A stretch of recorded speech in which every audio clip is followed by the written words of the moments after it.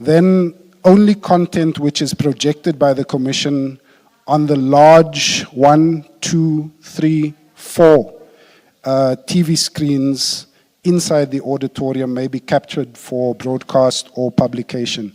So in other words, if there is evidence to be flighted here during proceedings, it will be flighted there. And that is the only public evidence that is available to yourselves as the media to project, to broadcast or print. And then thirdly, all media are requested to take particular care in ensuring that they do not publicize information which is not expressly intended for public consumption. I think that speaks for itself. All right. We appreciate all of you and the role that you play, members of the media. Are there any questions? None? Going once? Going twice? All right, looks like we're all good. Please make sure that you don't cross the red lines. The seating for media is clearly designated. Of course, the photographers, we know, may want to move around a little bit. Please make sure that you do so quietly if you do. Don't disturb the proceedings, don't distract the team here in front. But yeah, feel free to do your jobs as you see fit within those confines. Thank you.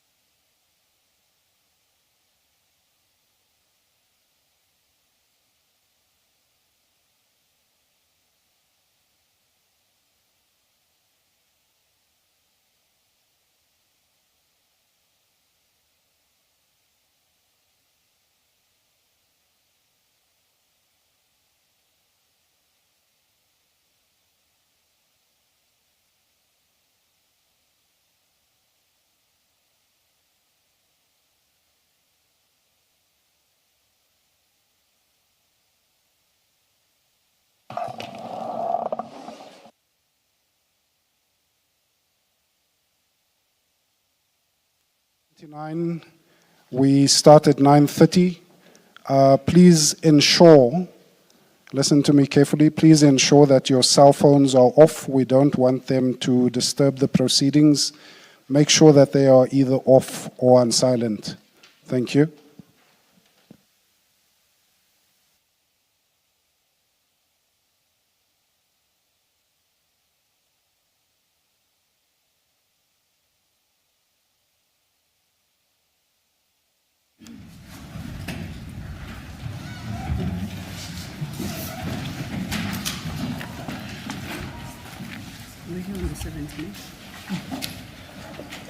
Good morning, Mr. Law. Good morning, Ms. van der Heever.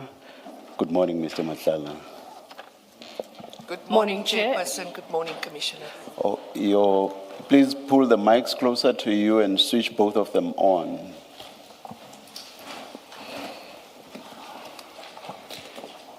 Morning, Chair, and morning, Commissioners. I greeted you and your mic was off. Good morning. Good morning once again, Commissioner. Thank you. Thank you, Chair. Chair, Commissioners, you'll recall that Mr. Matala had been subpoenaed to appear on the 7th of July, 2026. And on that date, Mr. Matala's legal representative and I presented ourselves before you, and we had an engagement, the outcome of which was that Mr. Matala's appearance was postponed to the 15th of July. Today, and the commissioners issued a ruling in that regard and on some other aspects. Mr. Matala is present. We are back before you, and Mr. Matala's legal representatives would like to address you, Chair.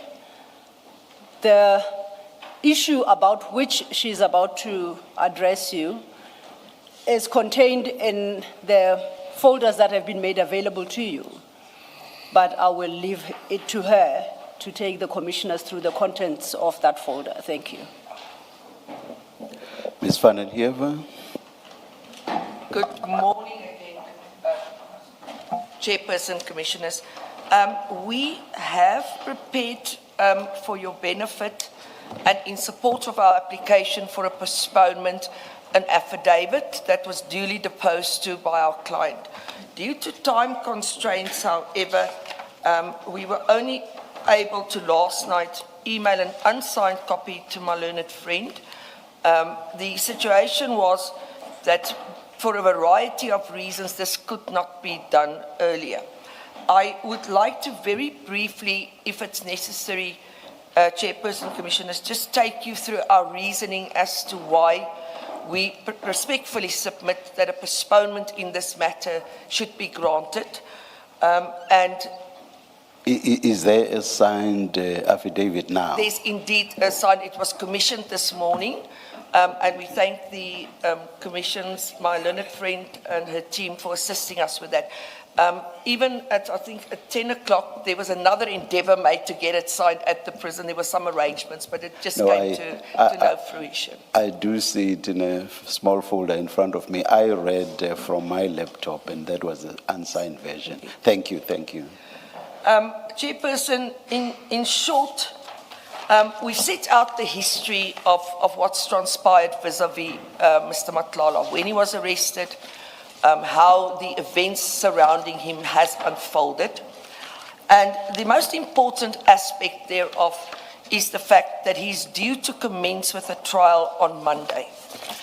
We believe that he's got the constitutional right to attend this trial and be regarded as innocent until proven guilty, together with the other constitutional rights that we've dealt with in this particular affidavit.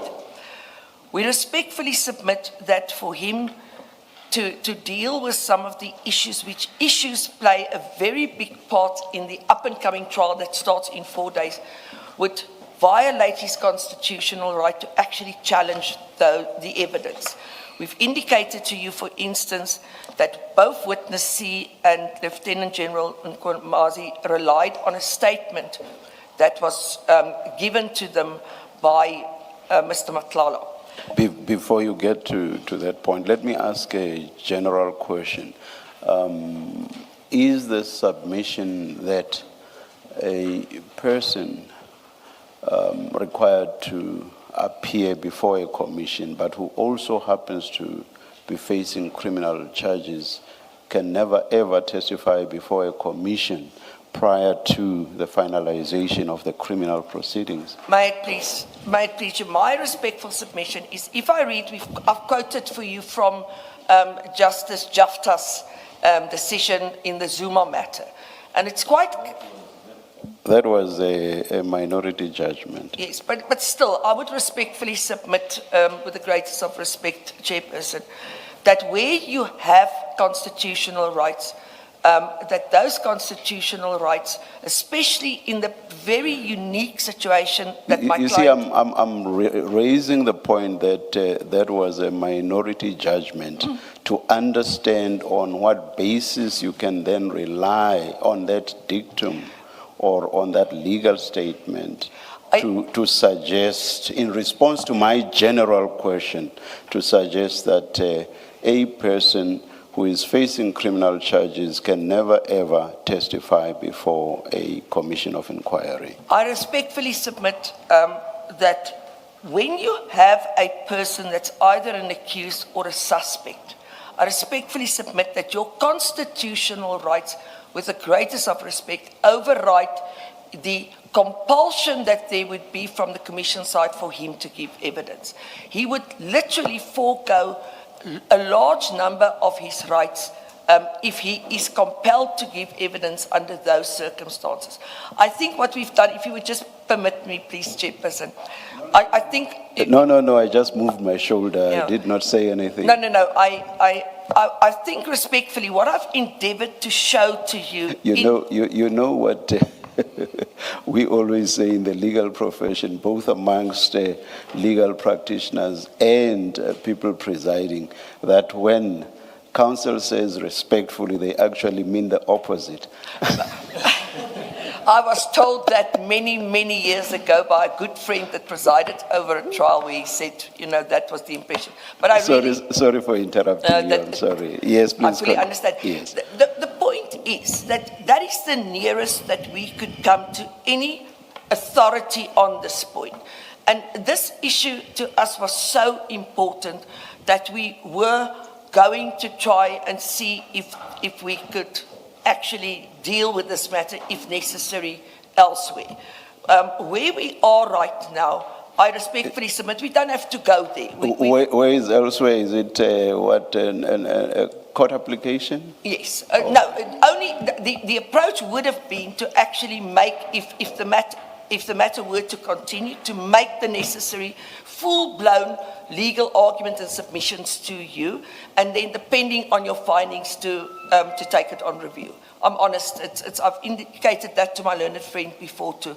It's because we so strongly believe that your constitutional rights, where the Constitution is the most important document in this country, those rights cannot be taken away from you by a commission who's got a certain mandate and who's, to quote my learned friend, on a fact-finding exercise. And more so, I think what we've done, Chairperson, we tried to set out to you why we believe that the constitutional rights, especially in this case, overrides what, and we're not fighting with what our client is duty-bound to come and do at the commission. What we say is, so far you've heard one side of the coin. This side of the coin that you heard, and you see, don't want to go into the details. As we said, we don't want to give away our litigation privilege in that regard. If we run our trial, we will show to you that what you've heard potentially is either not the truth or unlawfully obtained, etc. And for that reason, we will, at the end, of course, also assist the Commission in finding the truth in this, what I respectfully say is a quagmire of facts that you have to deal with. That is the one issue. Or may I, before you go to the next issue,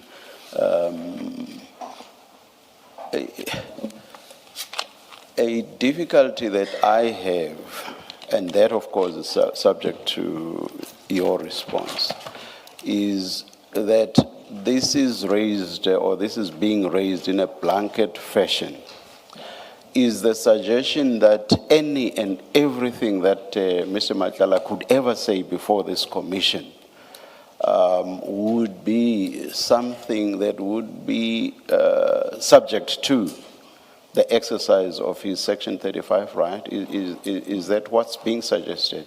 And that there is nothing whatsoever that he could ever say which would be unaffected by his Section 35 right? Is that what's being suggested? That is not what I'm saying, and I think I've made that quite clear when I discussed with my learned friend. The difficulties that we find ourselves in at this point in time, and that was also the issue that prevented us from actually dealing with any affidavit beforehand, is that our client, and I was not party to that particular agreement, I only came in later, through a different legal representative with IDAC, the gentleman that's been named here was part of that, entered into to a 105A plea agreement.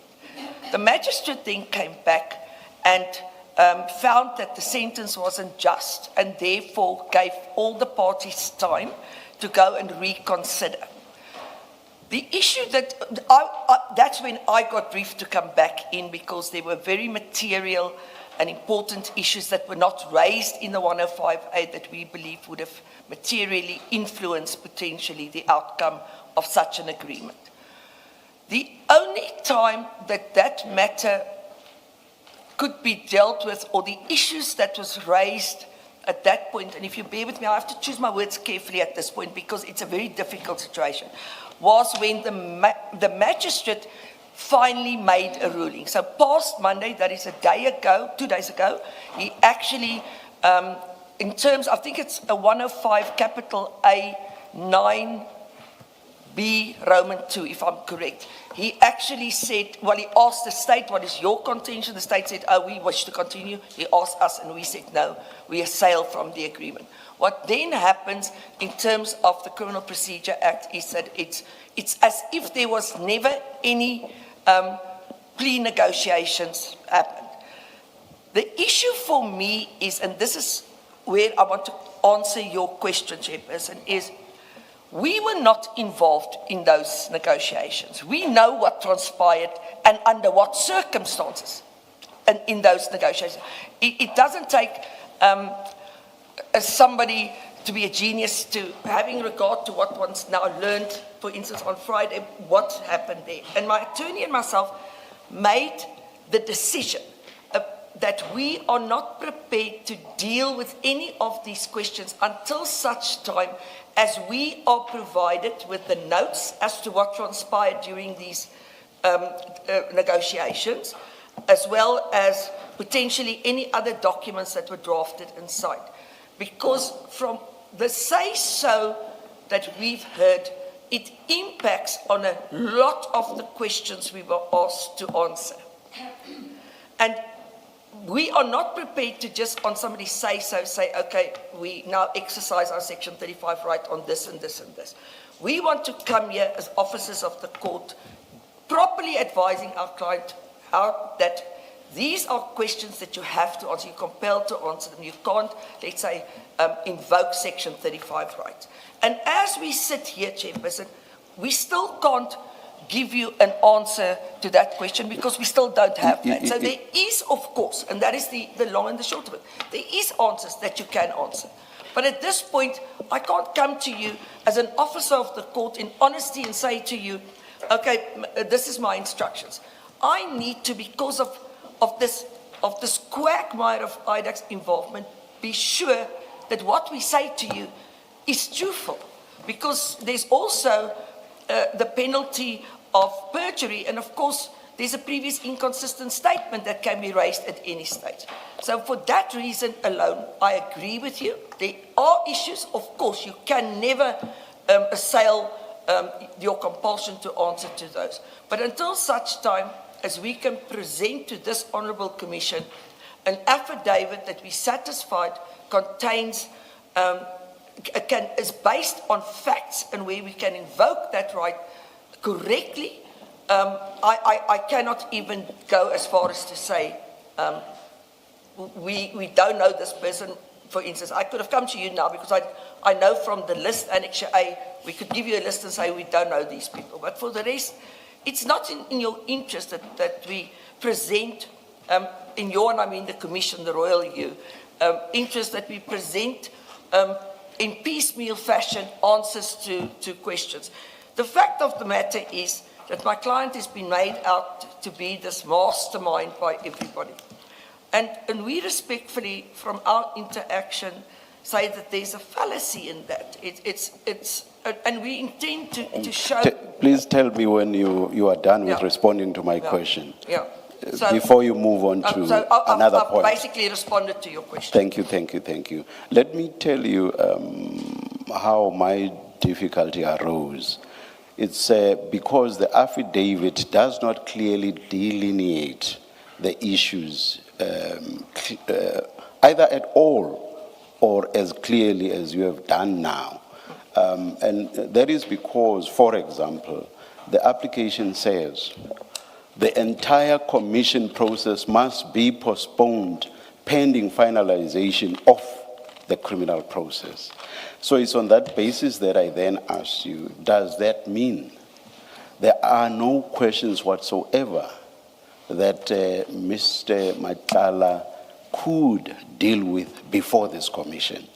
Now you have responded and said, no, there are. So there are issues that he can deal with before this commission. Now my next question is, why can't that happen before the criminal process has been finalized? Because I, as an officer of the court... At this level, just I'm honest with you.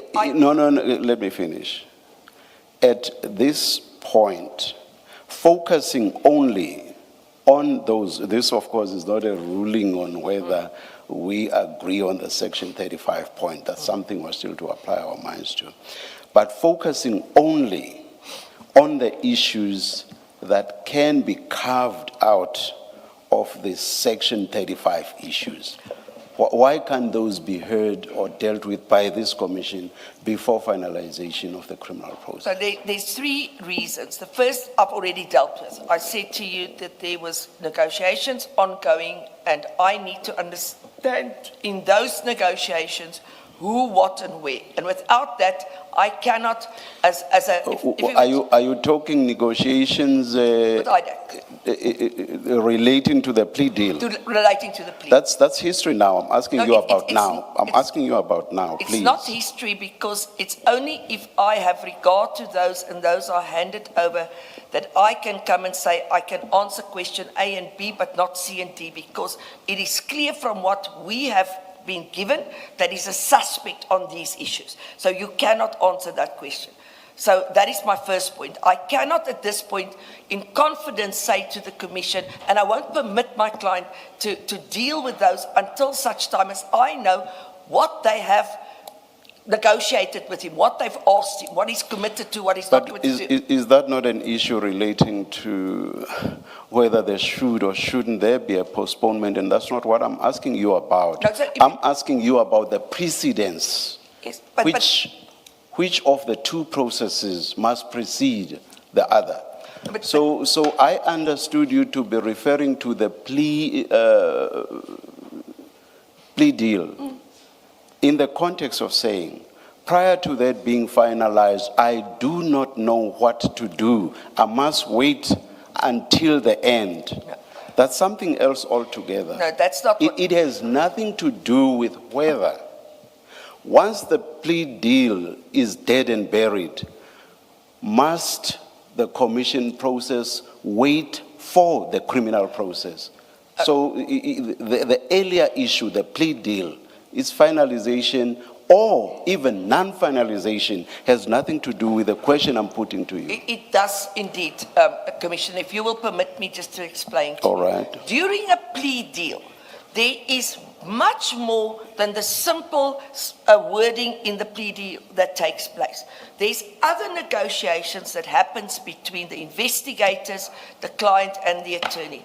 And during those investigations, there's names that come up, there's information given, etc.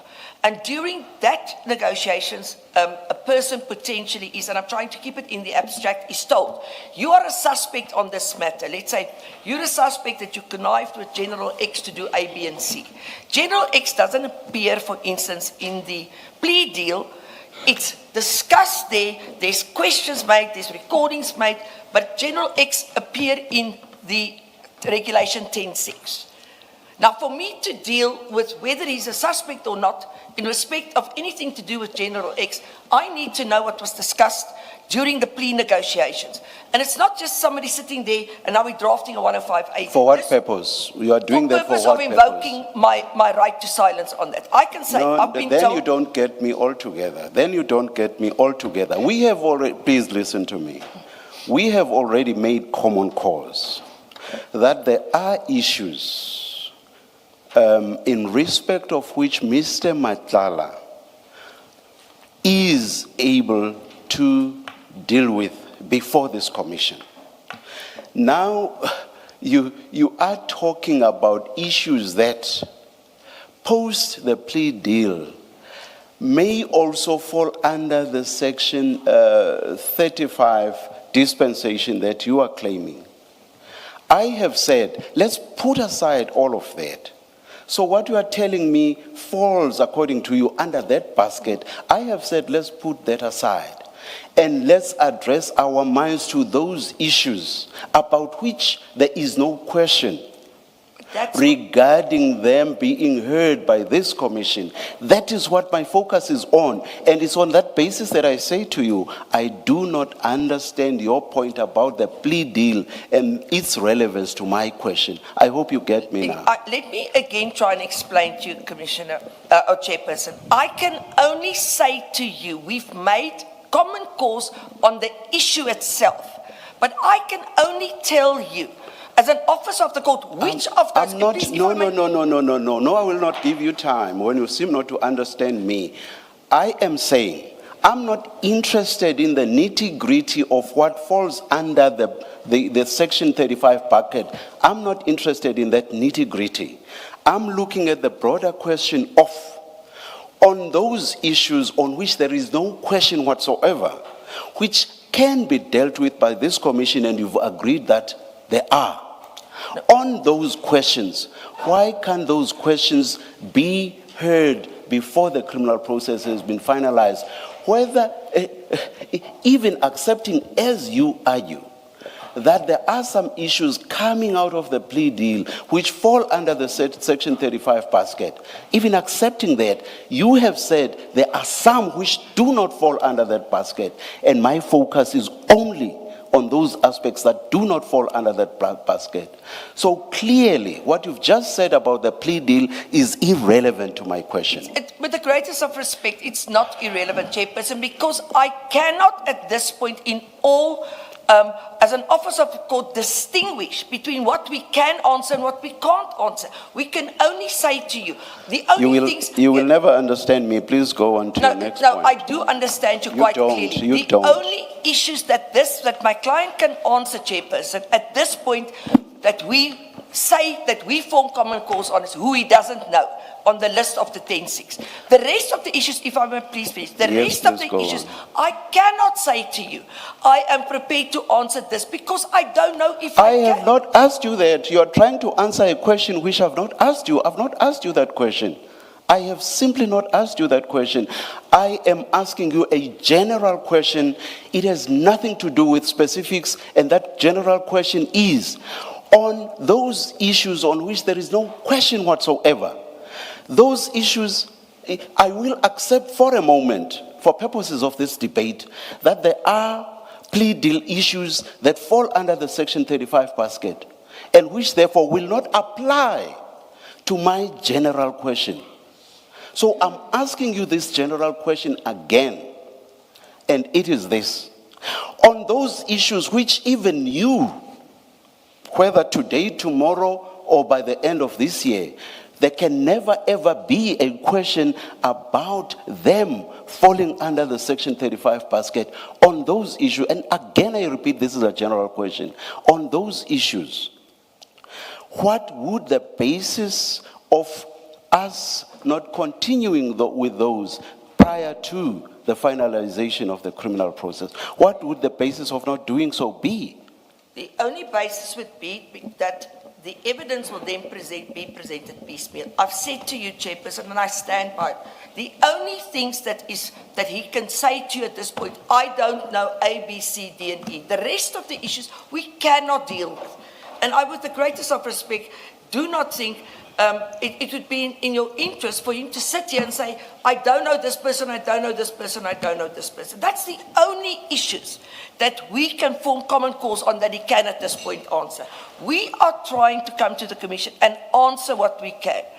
The problem is, and I'm sorry to repeat myself, I can only do so if I know what he can answer is shown to me in black and white.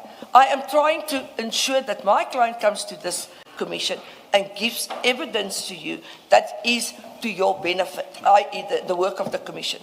And not for him to be to answer things that we as legal officers, and you've been in our position before, you can never allow a client to go on oath if you as the lawyer are not sure what he said there is right.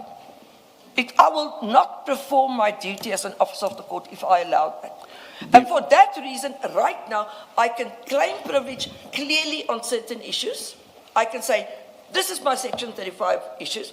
The others, I say to you, I can't at this stage because I don't know what's going on in the background. So it might even be once I've got the documents that I think is necessary for me to decide it, that we can move on that. But right now, we can't. And I respectfully submit that based on the remainder of the issues that we've put here, that this Commission should allow him the opportunity to finish the trial. And more so... Again, please tell me when you are done Yes, responding to my question. And then the last thing is, I think the thing that concerns me the most is, and we've taken the liberty of sharing a privileged document with you pertaining to the opinion. The one I think that's something else then. Can I come in? Yeah. And when that you, is, for me personally, is very concerning at this point in time. When you referred to a piecemeal hearing, this is just for clarity. Does that mean you are going back on the earlier acceptance of what I posited to you, which was, is it something that can be done for this Commission to entertain proceedings that relate to issues that have nothing to do with Section 35? And I understood you to be saying yes. But now, towards the end of your submissions, you said, I don't know, I'm paraphrasing, I'm not sure of the exact words you used, but you said something like, it wouldn't be desirable to have a piecemeal hearing, something like that. Yes. Is that going back on what you said earlier, which was to agree with what I posited to you? Yes. As I said, and the reason why I say piecemeal is all that will happen at the end of the day, Chairperson, is he will sit here and say, I confirm I don't know these people. And that is literally all we can do at this point. That is the only part of the Regulation 10.6 that we are at idem with each other. I say nothing prevents him from going under oath and say, I don't know person A, B, C, D, E, and F, and sit back. The rest of the issues, again, I want to emphasize, we want to cooperate. We've put it in our paper. But give us an opportunity to ensure that what we come to the Commission with is truthful. It's based on facts. Another thing which arises from what you said in the context of the plea deal, and if I understood you correctly, you said this in the context of dealing with why a statement was not prepared. And again, if I understood you correctly, you made the point that you or your client had to wait until that plea deal process had been finalized so as to know whatever it is that related to the facts eventually. Here's a difficulty I have. Surely facts cannot change. Facts are facts. And I do not quite get it why Mr. Madlanga could not have made his statement. He knows what the facts are, regardless of what the outcome of the plea deal were to be. He knew the facts, and therefore, from where I'm sitting, subject to your response, he could have said, these are the facts, and here are my responses to the notices that I have received. But Chairperson, the situation is Or just to finalize, the facts could not be this or that, depending on the outcome of the plea deal. The facts are facts. no, it is different because when people enter into plea deals, there's certain consensus reached and it goes, it's dealt with in totally different way, 105As, than what would normally, as you say, admit certain facts. If you go on a 220 or 115A and you admit facts, it's a different story. A plea deal goes beyond it. So very often, there's facts behind it. As long as that 105A stood there and the magistrate has not ruled on it, our submission is that the issues there, he could not entertain his Section 35 rights on those. He could not come to the Commission and say, listen, I'm a suspect or an accused on this particular matter, and therefore I invoke my right to silence. It's a live process, and that live process has many complex issues behind it. So for that reason alone, he could not depose to that, to any affidavit here. I understand what you're saying, Chairperson. I understand what you're saying. But if he were to honestly depose at that point before Monday to an affidavit, he had to answer questions that we believe, because of him assailing from the 105A, he now has the right to invoke a right of a constitutional right. But the Commission's interest would be facts in accordance with what Mr. Madlanga knows. And that has nothing to do with whatever it may be that informed what he said for purposes of concluding the plea deal. So on that basis, I do not follow your response. I stand by my response, Chairperson. I cannot, again, as an officer of the court, make my client say I invoke my right here and there and wherever, when I know in law the situation is that is a life process and he cannot invoke that right at that point in time. The facts, with the greatest of respect, you say that you have to answer facts, but facts have context and facts have background. You might see something as a fact because you've got a General Mkonazi that comes and says, oh, he said A, B, and C. I come back and I can't exercise that constitutional right before you and say, whatever General Mkonazi said, he got out because the client was forced unlawfully and unconstitutionally to answer questions. He was not allowed, for instance, to have access to a lawyer. He was questioned for over 6 hours without food, etc. That surely influences that fact. Then it becomes no more a fact that we can rely on. It becomes a fact. And we know you are dealing with it as a fact because it's part of the process here. But it's a fact that was obtained unlawfully. And we have the right to make sure that you also know down the line that the facts that you rely on, General Mkonazi, for instance, say so, are not lawfully obtained facts. I can't come here and I'll say, please call so-and-so, put him in the box so I can challenge him as to how these facts that everybody now relies on were obtained. I can do that, however, because it's part and parcel of my trial that's starting on Monday.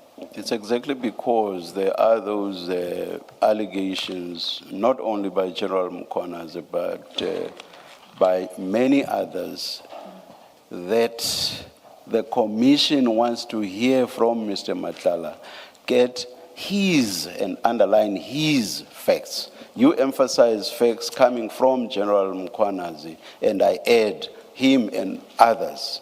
You emphasize those facts. What the commission is interested now is facts from Mr. Matlala. But anyway, unless you want to comment on that, Commissioner Baloyi wants to ask a question. Chairperson, as I said, those facts are facts that General Mkwanazi rely on, that he says he obtained from my client. And we say what he relies on, you should not accept. And we can show you in due course why you shouldn't accept. We've not accepted It's just one anything. example. We've not accepted anything at No, this but I'm stage, saying to you, Ms. Van der Heijden. it's just one example. Yeah. If I can, unless you want to hear me. Commissioner Baloyi has a question. I just want to make sure that I understand what you're saying. I've understood you to say that you want access to the negotiations and the documents and everything that went on in the lead up to what would have been a plea deal that is approved by the court. And you say because you haven't had access to that, you're unable to get Mr. Matlala to respond to the notice that he has been given. Did I understand you correctly? Indeed, because in that process that leads up, I'm sure, Commissioner, you've gone through those processes yourself. There's always deals that are made.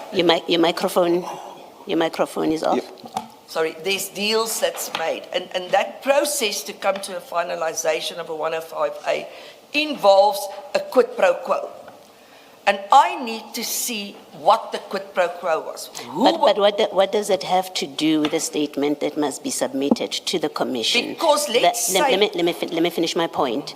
That process has concluded, even if what you refer to or what you describe as the quid pro quo were to be relevant to the answers in the statement to be submitted to the commission, which I'm not saying they are, even if they were to be relevant, that process has concluded, has been declared in accordance with the law to be null and void. So for all intents and purposes, it never happened. That's what that concept means. Why is that a hurdle to Mr. Matlala submitting his statement, answering specific questions that have been put to him, and you know that in answering those questions, he's entitled to say, I don't know anything about this, if he doesn't know anything about it. And the assumption that we must make is he's going to be truthful in his responses. And if he doesn't know that's what it is, why are the notes and the documents that comprise or that constitute what you say is a quid pro quo, why are they relevant for our purposes? It's highly relevant because let's speculate. I don't want to go into detail, but let's speculate for a second. In order for them to offer this deal, they sit around the table and they say to my client, we want information on A, B, C, and D. And A, B, C, and D forms part, let's say, of your list. But A, B, C, D is not part of the plea agreement. That is the deal that we cut here. You give us this information as an example, and we will continue. We will enter into this deal with you. So, for instance, if there is, let's say, a Section 205, Section 204 affidavit opposed to, I want to see that because I want to see in that what transpired. Or what was admitted in that statement, number one. But number two, I want to see, and I feel very strongly about it, what transpired during these plea negotiations. Because in law, normally what happens, it's recorded. Because I have been quite vocal about the fact that, I'm trying to choose my words very carefully. The process that was followed, I've made it plain to you, I was not going to be involved in it because I didn't trust it. That's the 105A process. And subsequently, I'm even more concerned about the process that was followed. I understand. And what I'm saying to you then is, in that negotiations, names could have been mentioned, admissions could have been made, evidence Yeah, he could have disclosed evidence to them. And But I that's- can't deal with it if I don't see what But happened that's there. information that's within Mr. Matlala's knowledge. I don't understand. I don't quarrel with you wanting to know for your purposes. For your purposes. I don't take issue with that. So you don't need to persuade me that you want to know, you're concerned about how that process was conducted. That's not the issue. The issue that I'm raising with you is specific questions were asked of Mr. Matlala to speak to in his statement. And those issues are the issues that have been identified as relevant to our terms of reference and for our purposes. What I do not understand from you is what is the problem or what is the hurdle to Mr. Matlala answering those questions if you do not know what happened in the negotiations? Because where I'm sitting, that negotiating process has nothing to do with us. It's completely irrelevant for purposes of the commission and getting the answers that we require from Mr. Matlala. Of course, we know that Mr. Matlala has the privilege to claim self-incrimination. I will not answer this question because it will incriminate me. I have a trial coming up. We have experience in this commission about that. People have appeared and raised that, right? And we abide the law when it comes to those issues. What I don't understand in the long engagement with the chairperson that you've had is why it is that until you have received the notes and have an understanding of what happened in the quid pro quo, or what it is that was given in a process that, by the way, is null and void as matters stand, we could never, as a commission, you know that, we could never make any reference whatsoever to what happened in that process, even if we had insight into it. We don't have insight into it. We don't know what was discussed. We don't know what documents were shared, what information was shared. But even if we knew that, we could never reference that because that is an entirely separate process from our process, but that process is now null and void. So nothing that is said in that process comes before us by virtue of having been said in that process.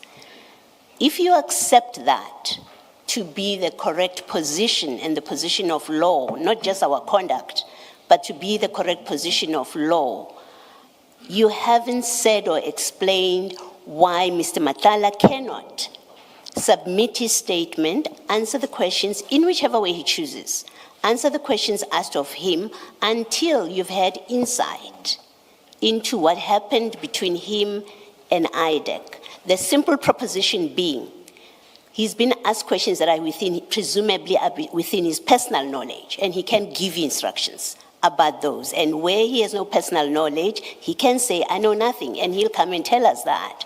I don't understand the basis on which you are resisting.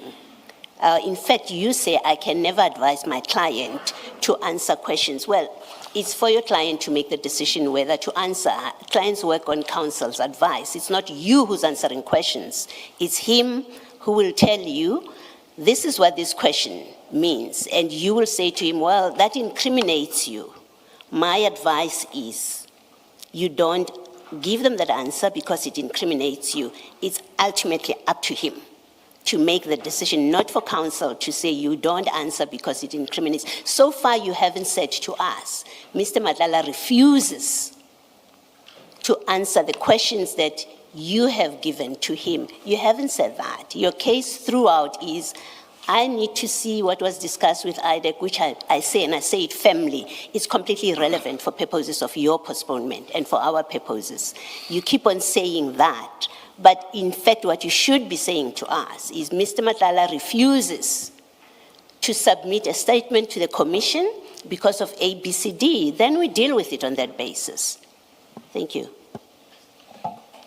Commissioner, there's a few issues.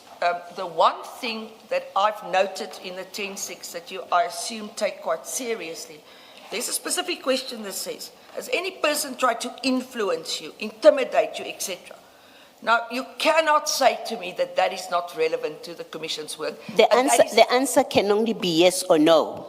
And the rest would be the detail. If we are interested in a yes, if he says, yes, someone has tried to intimidate me, the commission may well follow up when he presents evidence and say, well, give us the detail of that intimidation. But the answer is yes or no. There's nothing, there's no privilege about it. There's absolutely, and it's a matter that is within his personal knowledge. It doesn't depend on you seeing the documents from IDEC. It's an answer that Mr. Matlala is in a position to give to you. So it's a bad example that you're choosing. No, I respectfully disagree with you, because if there are, if for instance there's intimidation, or for instance if there's undue influence, with the greatest respect, I've come across, and I've got no problem that you yourself have come across people that do not understand that what they are subjected to is undue influence to get to a point. So I stand by my answer previously. The other issue that I want to raise with you is, as a litigator, we've got ethical obligations when we deal with clients to ensure, and you're right, I advise my client, that is my duty. But I do not know of a single attorney or an advocate in this country that will allow their client to depose to an affidavit if they're not satisfied that what is in that affidavit is correct. We all do this. We do litigation, we run trials. That is our ethical obligation. And if the issue is then that I am obstructing the process, if I want to put obstructed in inverted commas, by insisting on making sure that what I have is correct, then blame me. Don't blame my client, because I believe that in acting as I am, I'm carrying out my ethical obligations. I've been doing this for long enough, so have you, to know things are not black and white. There's a vast grey area in between. And I want my client to come and assist the commission, but I want him at the end of the day to do so free of anybody coming and saying, you're committing perjury because we've got something to the contrary. I want him to come here without later on falling foul of a previous inconsistent statement. It's my job to make sure that that doesn't happen. Can I ask you this question just to make sure that I understand your position? Is your position, and Mr. Matlala, when I say your, I really mean Mr. Matlala because he's the client, is your position that until you receive the material from IDEC that you say you need to see, what was given, what was offered, until you receive that, this commission will never receive a statement from Mr. Matlala and he will never testify? Is that what you're saying? No, that's not what I said. Then what is the relevance of the IDEC background material in a process that has been declared null and void? Maybe I must just go one step further and say that I have discussed with my learned friend, and I actually didn't want to go there, that we can sit down at some stage and try and work out some of these issues.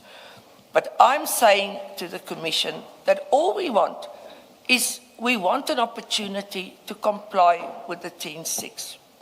I've never said we're not going to comply with that. We want an opportunity to do so. The second issue is, and I want to almost... Sorry, what is the opportunity? I think... I want to postpone I want to make sure that we understand what it is you are seeking from us commissioners. When you say, you are not saying that until you've received the IDEC material, Mr. Matlala can never submit a statement and he can never testify. You're saying that's not your position. My position is not, it doesn't only relate to IDEC. Can we just go one step further? Let's take it one It step. doesn't only, but let me just go. No, it's on. Thank you. It goes further. The Commission is in possession of recordings that was only disclosed to us. So No, hold on. I want us to do one step at a time so that we tick off what is the issue. If we've resolved an issue, we both agree this is off the table now. Now we are going to a different topic. I know that in your affidavit you do speak to recordings and transcripts. We will still get there. You haven't engaged with that.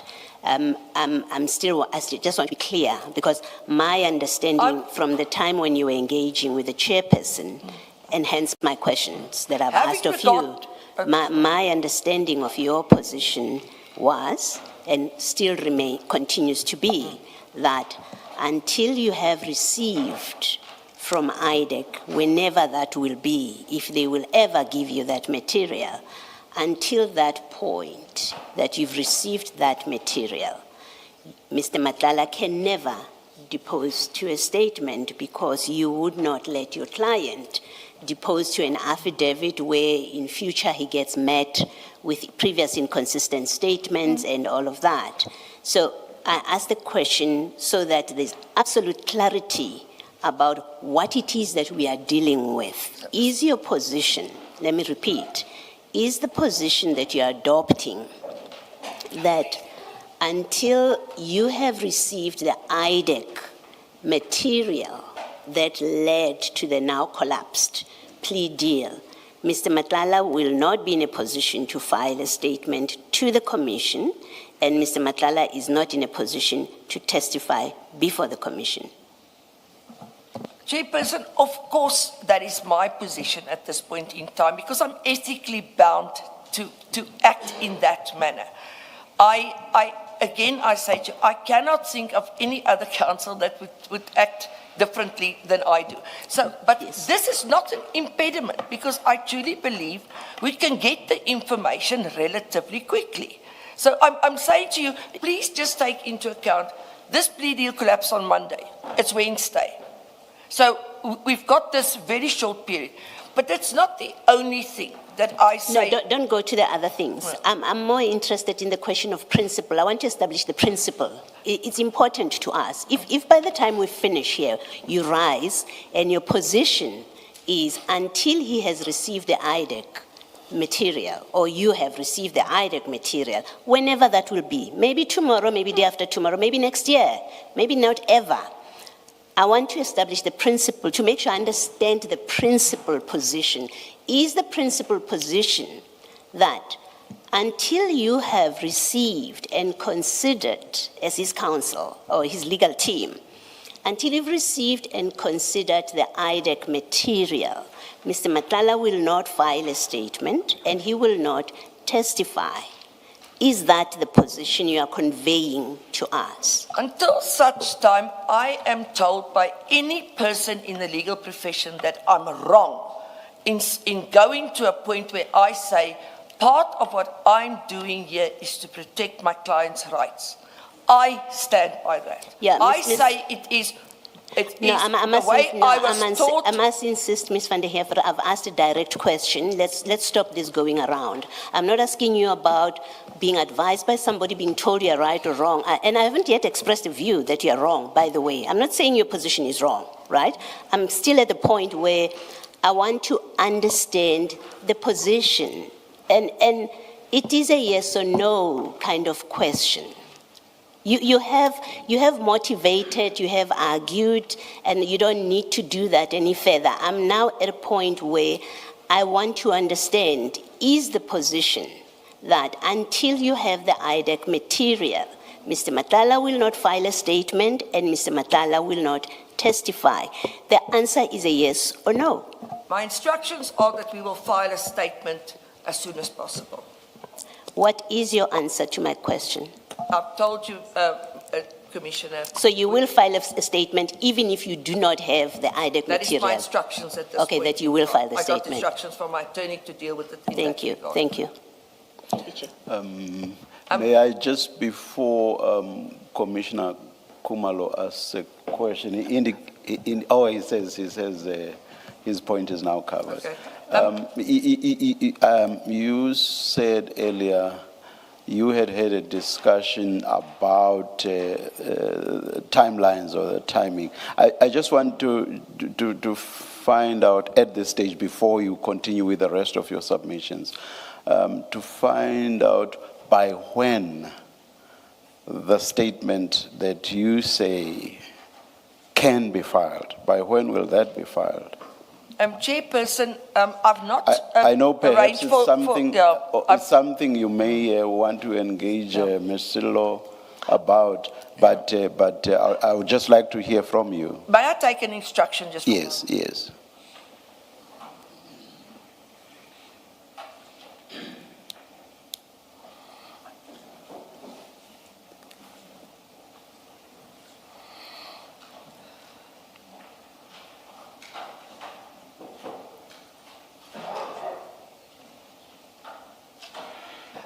We think we can do it in 2 weeks. Of course, please take into account we're starting a trial on Monday.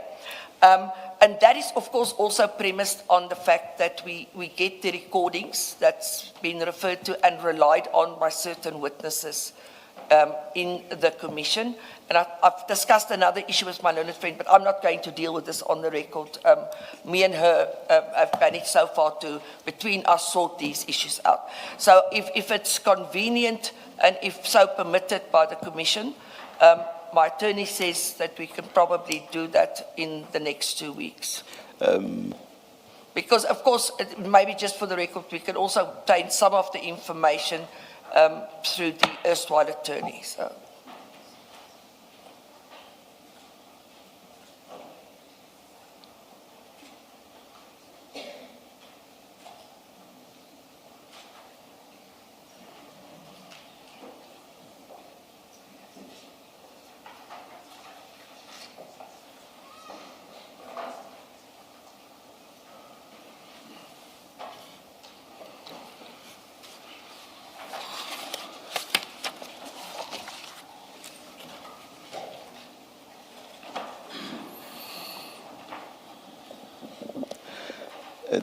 On this and possibly any other issues that may require discussion between you and your colleague, Ms. van den Heever, we'll give you time, so we will adjourn before any ruling is made.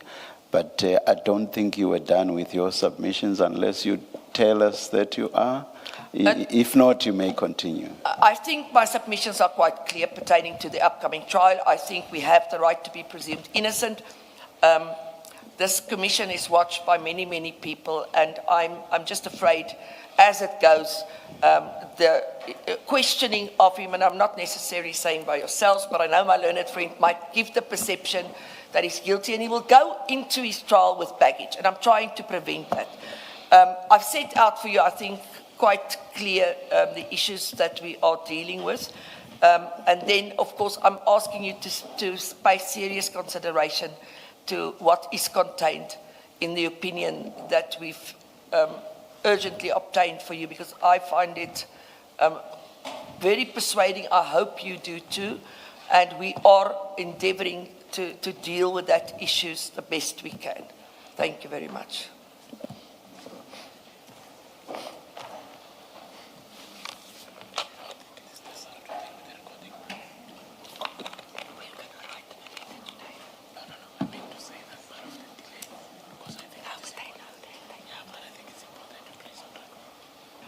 Sorry, Chairperson, my attorney has just asked me to emphasize the point that part of the delay had to do with the recordings that was not given to us, and which is quite important. I'll give you an opportunity. We just...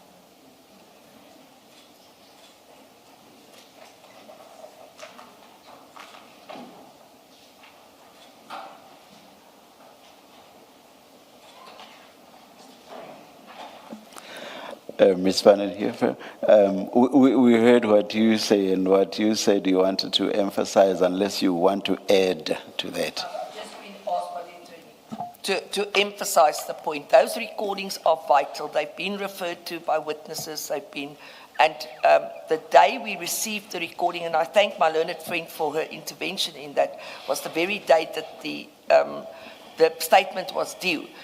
As you can imagine, we've got limited access to the client. I personally had to phone the head of CMAX to ask, please, can the attorney go in? And he's not even finished listening to the recording. So it's also impeded quite a bit of the issues at yes. And then lastly, maybe I should also emphasize that you please take into account, Commissioners, that whilst this process of the 105 was unfolding, we were not part of it. We couldn't get instructions on it because somebody else was dealing with it. So even if we wanted to, we were basically, and I say this respectfully, cut off from dealing with the issue for other reasons that I assume will at some stage come to light here. Thank you very much. Thank you, Ms. van den Heever. Ms. Sello. Thank you, Chair. Chair, I have a witness whose testimony was deferred to later in the morning, and I'm quite mindful of that witness. So that constrains me significantly as to how I respond. So I will try to be as brief as possible, and in so doing, perhaps to assist the commissioners. I would like to start with where my learned friend ended, which is an offer to file the statement in 2 weeks. That effectively takes care of the first part of the ruling, or was it the second part, but one part of the ruling of the 7th to file in 2 weeks. We have spent over an hour engaging, my learned friend engaging you on matters that don't get to that conclusion. That's where she ought to have started and would have saved significant amount of time. I say this because on reading the affidavit in support of the application for postponement, one must bear in mind that we appeared before you on the 7th of July. Everything that is in that affidavit predates our appearance. And it is at that appearance, notwithstanding the facts as asserted in that affidavit, an undertaking was made. So if those facts were not relevant prior to the 7th, and the very facts, notwithstanding the very facts, they were able to make specific undertakings, which included filing by the 8th of July and appearing on the 15th, I truly do not understand how then they become relevant come the 15th. They revive, they suddenly become relevant. The challenge with this application is nothing in the affidavit speaks to the period between the 7th and the 15th. Nothing happened that even threatened the undertaking made to you on the 7th, Chair. So the question is, why must I entertain this entire argument if not to waste the Commission's time? Mr. Matlala's legal representatives were informed by certain facts to conclude that they're in a position to make certain undertakings on his behalf. They don't come here and say, those facts have changed. They don't come here and say, since the undertaking was made, new facts have come to light that make it impossible for us to comply. So technically, that undertaking made is not worth the paper it's written on. And this is a complete waste of the Commission's time. Can you, Now, sorry, yes. Mr. Lo. Can you please make me understand something Ms. van den Heever said on the 7th? Yes, Chair. Ms. van den Heever indicated that she was agreeing to the filing Yes. by the deadline that was indicated, something like subject to the reservation of Mr. Matlala's rights. Even as she said that, I wasn't sure in my mind what exactly that meant. What was your understanding? My understanding. Of course, maybe I should have asked. I should have put that question to Ms. van den Heever. It's a subject, of course, to Ms. van den Heever confirming. Yeah. But I had understood that the proviso was file on the 8th, subject to Mr. Matlala's right to supplement statement filed. That was the reservation made. Because there could not be an undertaking to file, but at the same time not to file, an undertaking yes. not to file. And in fact, It's even wrong for me to refer to the latter as an undertaking, yeah. And in fact, that proviso was discussed amongst ourselves because of the tight timeline they then had to file by, having missed previous deadlines. The only way to cure any potential prejudice to Mr. Matlala was to agree and place on record that he reserves the right to supplement. We thought it is a natural way to go, and he's entitled to supplement whether or not he has reserved that right in any event. But to the extent that it was necessary to articulate it in no uncertain terms, we were agreed to that. So that was the proviso, Chair, that was attached All right. to the filing. Please continue. Thank you.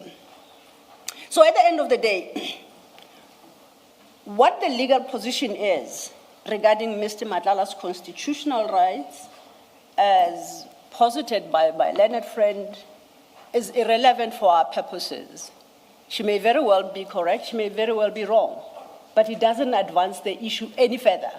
Those rights existed on the 7th when she made the undertaking, unless she suggests that they have since or very recently been earned.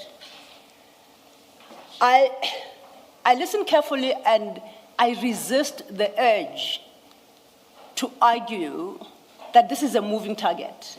And each time we think we've got the target, then that target is going to move. And we are continuously chasing a rabbit we cannot catch. And Chair, I implore you and commissioners to please put an end to this. Witnesses come here and make undertakings. They give dates. We work on a very tight time schedule. Either witnesses respect the rulings given by the commission and adhere to those rulings and file, or either appear on the dates that have been either directed by the commissioners or on which they have made undertakings. Because otherwise, it makes the work of the commission impossible. We now have to change things about. We now have to find another slot for Mr. Matlala. We now have to plan for him when to give an affidavit, a statement, and to find a slot. And all this time, it's in circumstances where this commission has got a limited time span left to it. I am concerned about the approach being adopted by Mr. Matlala's representatives, and I don't think it is particularly appreciative of the challenges that the commission faces. As to whether or not the commissioners and the chair will permit the rulings handed down to be wantonly disregarded as for the commissioners to decide. But I wouldn't be surprised if the commission holds a dim view of that. So, the difficulty we have, or I have personally, listening, is, and I do accept that I possibly misunderstand Ms. van der Heever. The plea agreement with IDEC, the aborted or stillborn plea agreement with IDEC, at the risk of stating the obvious, that has got absolutely nothing to do with this commission. What this commission is interested in is its terms of reference. It's interested in the issues that were raised in the Rule 3 notice that was served on Mr. Matlala, as well as the subsequent Regulation 10.6 notice. That's all where this commission is interested in. I'll rephrase that. That is all the evidence leaders have indicated they are interested in. The commissioners may expand those issues. What position Mr. Matlala assumes in response thereto is his choice. We desperately do not want to be a part of a discussion on how does he respond to a particular question.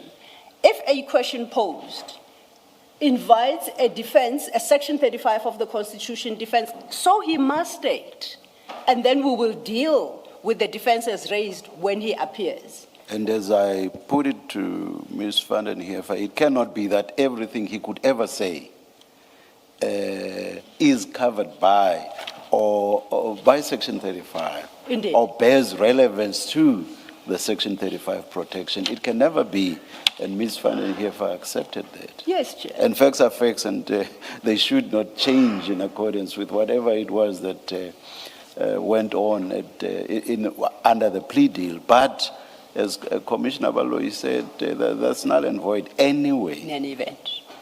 And once again, it depends on whether I understood her correctly. It gets worse because now it sounds like the commission shall be hamstrung by any plea deal that Mr. Matlala may choose in any criminal trial, whether ongoing or in the future, to conclude. So, effectively, if Mr. Matlala were to tomorrow face 5 charges in five different criminal trials, and he considers whether or not to conclude a plea deal in any one of them, then this commission is hamstrung, unless I completely misunderstood Ms. van der Heever. My understanding would be, I don't believe she would suggest that. But at the same time, then I struggle. What exactly is being suggested regarding these plea deals? And once again, I have no clarity. I submit, commissioners, that the only position to assume is we have nothing to do with any plea deals that Mr. Matlala chooses to conclude anywhere in any court. He has 2 defenses in this commission. It's a Section 35 defense, or buttressed, in fact, by Section 8, sub 2 of the Commissions Act, that anything he says that would incriminate him cannot be used against him in any criminal case. So he's got 2. He can raise them.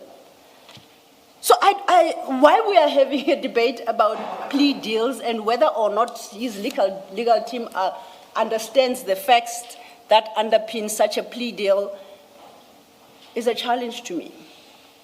Now, the offer, mindful of the time, made to file in 2 weeks, I can accept.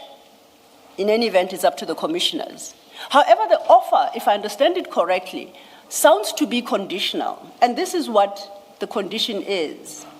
It's dependent on whether or not they get the requested information from either IDEC to enable them to answer the questions posed. If I misunderstood, because I think Commissioner Baloyi indicates there's shaking her head as if I misunderstood her. I think the ultimate position was they will file a statement. If it is wholly unconditional by a specified date, then I'm happy. Because my concern was that if they do not get the required information from IDEC, or IDEC just outright refuses, then they would be entitled in law to approach a court to compel IDEC to provide such information if they have a basis in law to do so. And if that court case is unfavorable to them, there are appeal proceedings. So the question would be, do we await that information and the challenge to right to that information to run its course until the Constitutional Court before we get a statement? But I will accept what Commissioner Baloyi says the filing in 2 weeks is unconditional. If that is the case, then we just need to set a date, and if the statement is not filed, we shall be back before you, Chair, and I suggest that the consequences will follow. What then must happen now is to lock in a date, as we did of the 15th that has now collapsed, as to when Mr. Matlala will appear. And I say so because we as the evidence leaders have to go rejig our program and accommodate the new dates, while at the same time making sure that there is sufficient time for everybody to prepare for Mr. Matlala's appearance before you. Would the preference be for the postponement to be to a specific date or a date to be determined? No, Chair, I would prefer a specific date at this point. Specific, all Yes. right. All right, please continue then. Thank you, Chair. And to assist perhaps the commissioners to consider a possible date, my learned friend will confirm, I understood that the upcoming trial that starts on the 20th.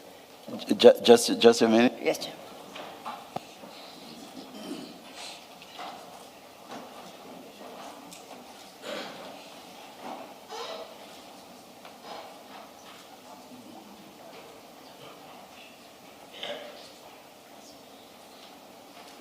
I think on your last point about the date, I think it would be better for you and Ms. Van den Heever to engage, and then, which of course would necessitate a stand down. And when we come back, hopefully we'll get an agreed date. Oh, no, I'm happy with that approach, Yes. as long as I come out of this hearing with a ruling on a date. Chair. However that point is reached is irrelevant. I'll accept that, Chair. Any further submissions? No, Chair, I think that will suffice. I'm looking at the time. As the commissioners are aware, there's another administrative issue to deal with before my witness returns to complete his testimony.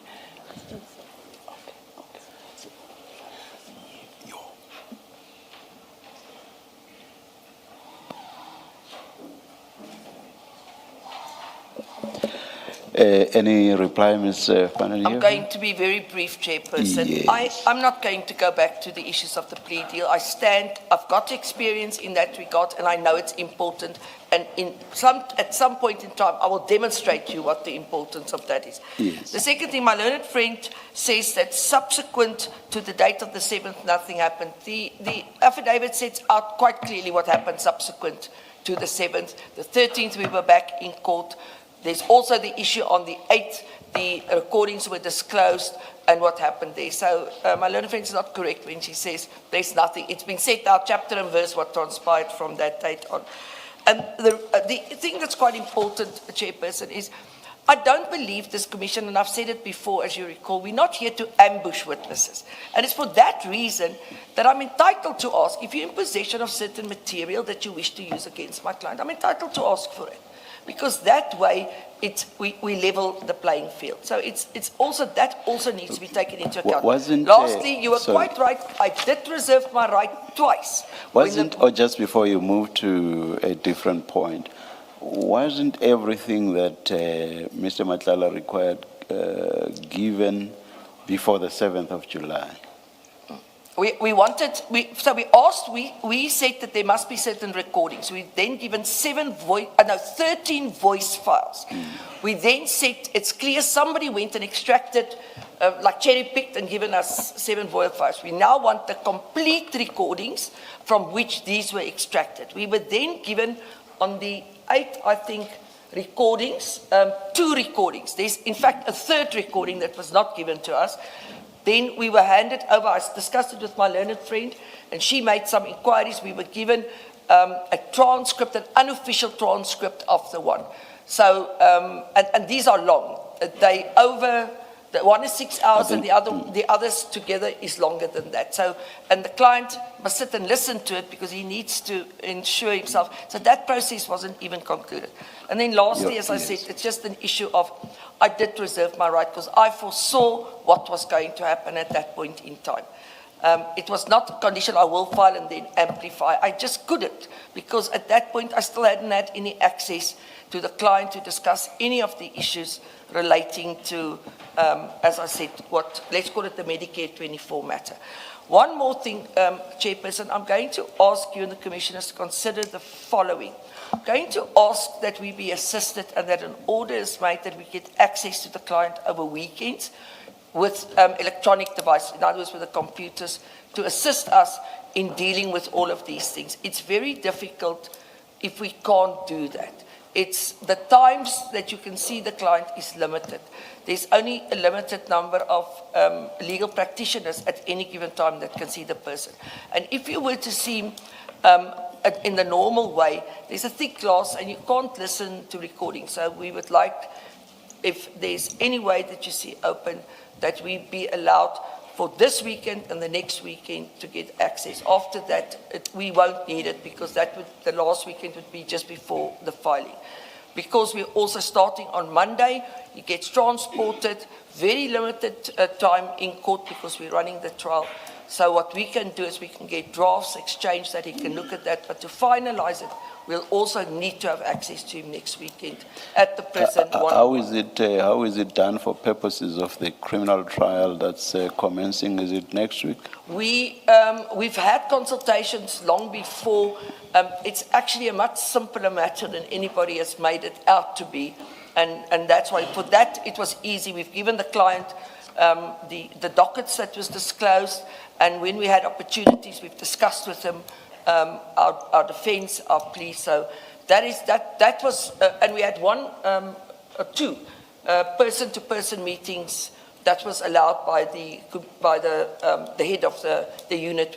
So we could actually go in with computers and have those. But for some reason, I think because of what has been transpired,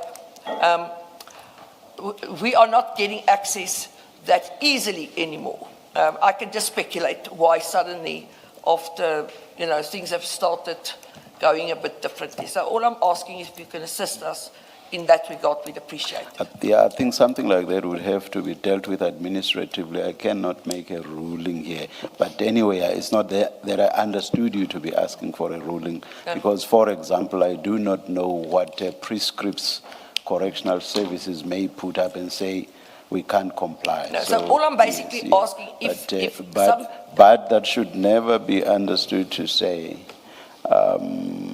after agreement on a date, what happens or does not happen will then be a basis for saying, no, we are not able to file because. Please continue if there are further submissions. Simple, we will do our best, but maybe something from the Commission side that we should, without making a ruling, that from DCS side that they should do whatever they can to assist us. I think that would go a long way. That would give us something in the hand to now go and do from our side what we need to do. Thank you. I've got nothing else. Nothing else. I agree with my learned friend then that we discuss inter partes the date. Yes, all right. Ms. van der Heever, without getting into it, I just want to know its status. The opinion letter, I'm not getting into it. Was it filed just for the purpose of today's postponement? It was to deal with just today. Oops, it doesn't work anymore. Oh, there it goes. It was done for today because of, as I said, that's all I wanted to say. Yeah, it doesn't go beyond. There are other reports and things that's available. That's been drafted. We have been communicating with the head of prison with regard to the issues. But I don't want to go into that further at this point in time. It was just for today's postponement. For That's today, all I wanted and the relevant part of it, you'll find about the issue of. Yeah, I mean, you've read it. Leave it there. That's fine. Thank you, Mansard. Chair, if I may, for the record, to correct for the record and posterity, Ms. van der Heever speaks of being provided with random extractions from recordings. That's wholly incorrect. The recordings that were provided were recordings that were played in this commission during the testimonies of witnesses. As we do when we provide our Rule 3s, we provide the evidence that implicates the particular witness who served with a Rule 3. Those are the 13 recordings that were played in here. They were not random. Nobody went into the recordings and decided they liked the sound of the clipping from 1 hour 15 to 1 hour 17 minutes. So that is one. Those were provided on the 18th of June. They were given to Mr. Matala. It is only on the 7th of July, after the ruling, and their statement is due the next day on the 8th, that they require the complete recordings. And they were duly provided on the 8th. So it is not like information was denied them or we failed to respond positively to any request for information made. Each time it is made, it is given. The inescapable conclusion is nobody listened to those 13 clippings when they were provided, and therefore, because if they did, they would have made the determination at that time already that they require full clippings in order to prepare a statement. Thank you, Chair. Maybe that, just on that issue, Chairperson, what we immediately on receiving those recordings, send it off to an official transcriber. It was in vernacular. It then had to be typed up and then transcribed. And then upon seeing the client with the computer, it's only then that we realized that these were extracts from various other recordings. And it was only at that point that we could approach the Commission, the evidence leader, my learned friend, and say we want the full recordings, because we were then informed that it's extracts from other recordings. We will, thank you to both of you. We will, let me just look at the time.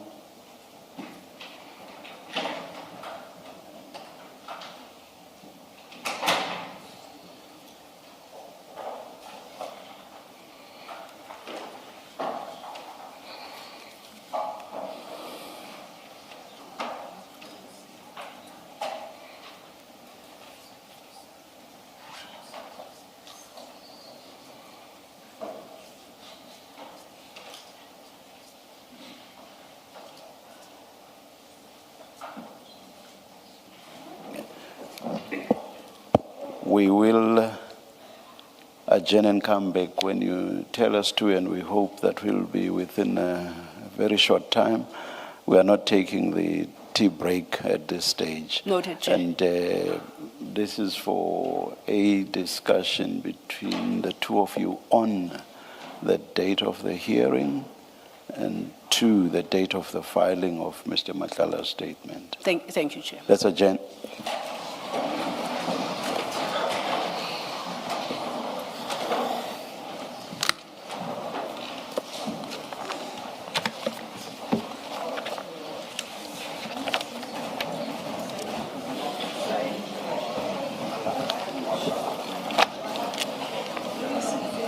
Raj.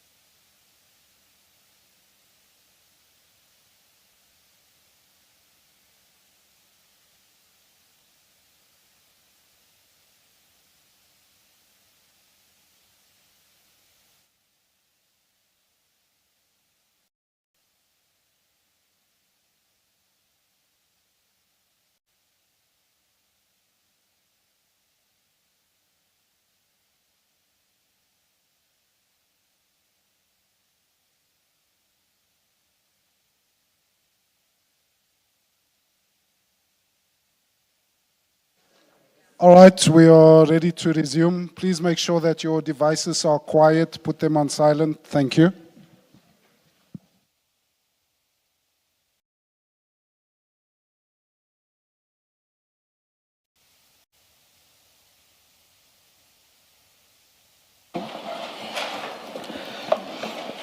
In hindsight, I think we should have taken the tea break because we are going to lose a lot of time now.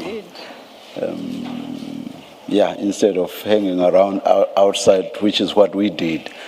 Anyway, let me hear from both council. Thank you, Chair. I agree with you. Perhaps we might as well have taken a tea break. It took, the negotiated settlement took longer than we had anticipated, but we think we found each other.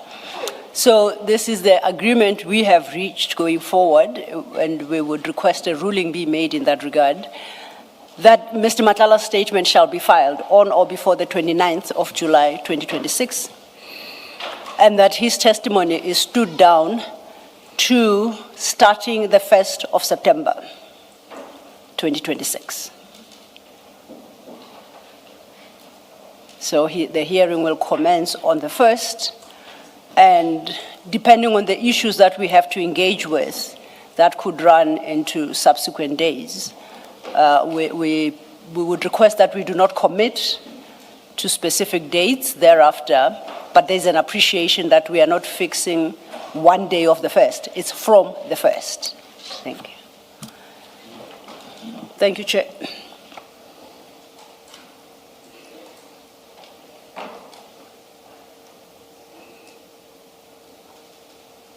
Ms. Lo, is it the understanding between you and Ms. van den Heever that if we need to roll over to the next day, we won't run into diary issues that Ms. van Heeren had not prepared for that? Exactly, Commissioner Baloy, and hence I express his date of appearance as from the 1st. So the agreement is the 1st and succeeding days as much as are required in that week.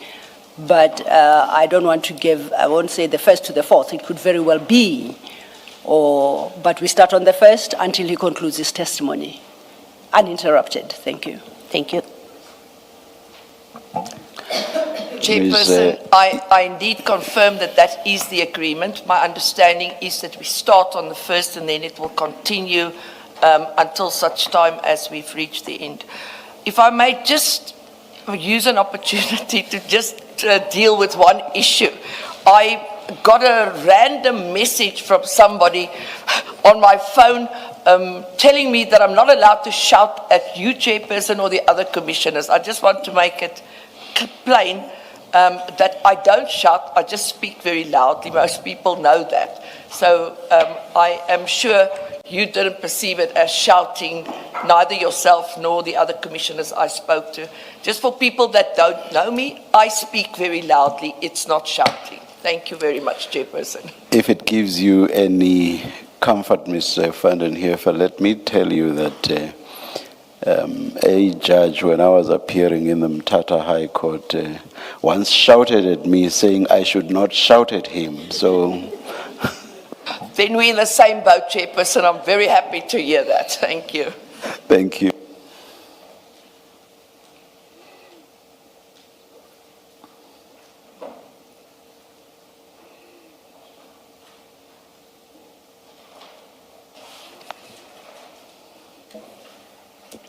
Oh, one other thing, at least based on the agreement that has just been conveyed to me, I assume that you will not be insisting on reasons for the fact that we are saying the hearing will be continuing. I do not need Thank any you. reasons. May it please you. Thank you. Thank you, thank you. I thought I should just take care of that because there was the muted reference to the possibility of a High Court application.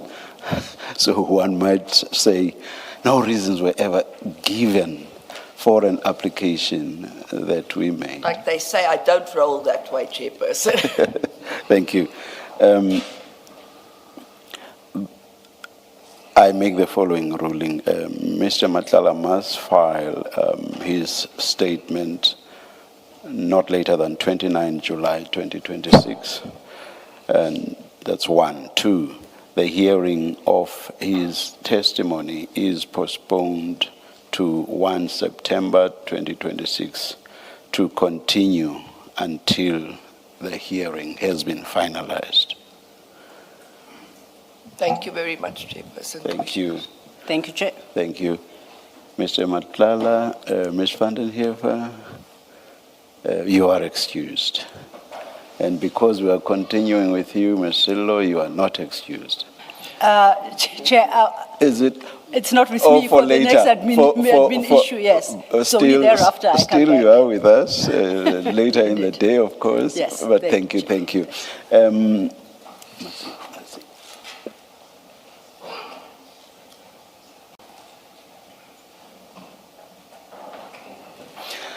Let's adjourn and come back at midday, 12. Thank you, Chair.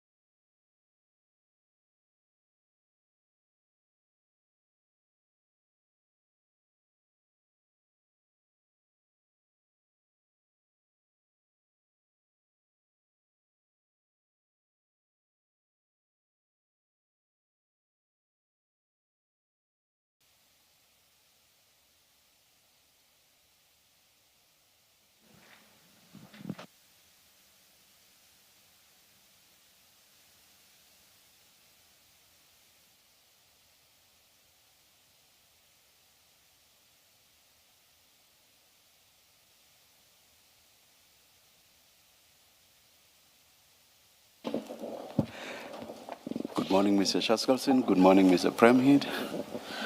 Morning, Chair. Morning, Chair. Morning, Commissioners. Chair and Commissioners, you'll recall that 3 weeks ago, Mr. Karim was postponed to today's date. He's not here today, and we received a doctor's note yesterday that refers to his admission to hospital on the 17th of June, which is more than a month ago. When we received that doctor's note yesterday, it seemed to explain Mr. Karim's apparent inability to appear today, but it didn't explain his inability to answer, at least in part, the Regulation 10.6 notices that had been served on him and that I addressed in the Commission 3 weeks ago. You'll recall, Commissioners, that we're still waiting for Mr. Karim to tell us, for example, who the auditors of his companies are. There's nothing in his doctor's note that suggests that his health conditions are of such an order that he's been unable to do that for 2 months. Similarly, we're still waiting for Mr. Karim to furnish audited or even unaudited financial statements for 3 of his companies, Ziggy, Tasmika, and Tamiz. There's nothing in the doctor's note that suggests he'd have been unable to issue a simple instruction to the officers of his companies to do this. And I want to emphasize here, we're talking about a group of companies, including Ziggy, Tasmika, and Tamiz, that have been paid hundreds of millions of rands from the Northwest Provincial Government and Northwest municipalities in the region of which he's the ANC Treasurer. Companies in this group continue to perform services for those organs of state and continue to be paid millions of rands by those organs of state. We're talking about multi-million rand businesses, not, family-run sort of small businesses that have to shut down if their owner is unwell. So if Mr. Karim took the trouble to ask someone, he ought to have been able to arrange that we receive the financials we've been asking for months now. That's where things stood yesterday. Mr. Karim seemed to have an excuse for not appearing, but he did not seem to have any excuse for failing to answer any of the questions in the Regulation 10.6 notice we sent him 2 months ago, and for not providing any of the documents we sought in that notice, almost all of which he had undertaken to provide when he testified when he was healthy back in, I think it was April. That was yesterday. And then after we received the doctor's note under cover of a letter from his attorneys yesterday, late in the afternoon yesterday, we received 2 different whistleblower reports, both confirming that Mr. Karim and an entourage had been seen yesterday going out for lunch at a shopping centre in the Western Cape. The 2 reports corroborated the same details. They seem to be independent of one another. And they've now been confirmed by eyewitnesses at that shopping centre, who we have independently contacted. So we now have it from multiple different sources that someone who seemed very much to be Mr. Karim arrived at the shopping centre with an entourage, went into Woolworths before going off to have a late lunch at a restaurant in the shopping centre. We've subpoenaed CCTV footage from the shopping centre, and we expect to have it received, and we expect to have it thoroughly analysed by midday tomorrow. For now, we have a concern that Mr. Karim may be taking liberties with this commission. And that concern is amplified by other whistleblower reports that we've received indicating that Mr. Karim has been seen at social gatherings in the Northwest over his period of ostensible incapacity. So we are going to issue a subpoena later today to the hospitals at which he's been receiving treatment to establish when he was admitted and when he was discharged, since he testified at the commission. We're also going to be issuing a subpoena to his doctor, who's based in Cape Town, to establish the dates on which he has seen Mr. Karim. And we don't expect that it will take us more than a day to obtain this information. And what we would like is for the matter of Mr. Karim's appearance or non-appearance to be stood down until Friday morning, or maybe Friday lunchtime, when it can be considered on the basis of a formal postponement application, which we would ask this commission to order him to bring by 10 o'clock tomorrow. The evidence leaders will reply to that postponement application by 6 p.m. tomorrow, and it could be heard by Friday morning at 9:30.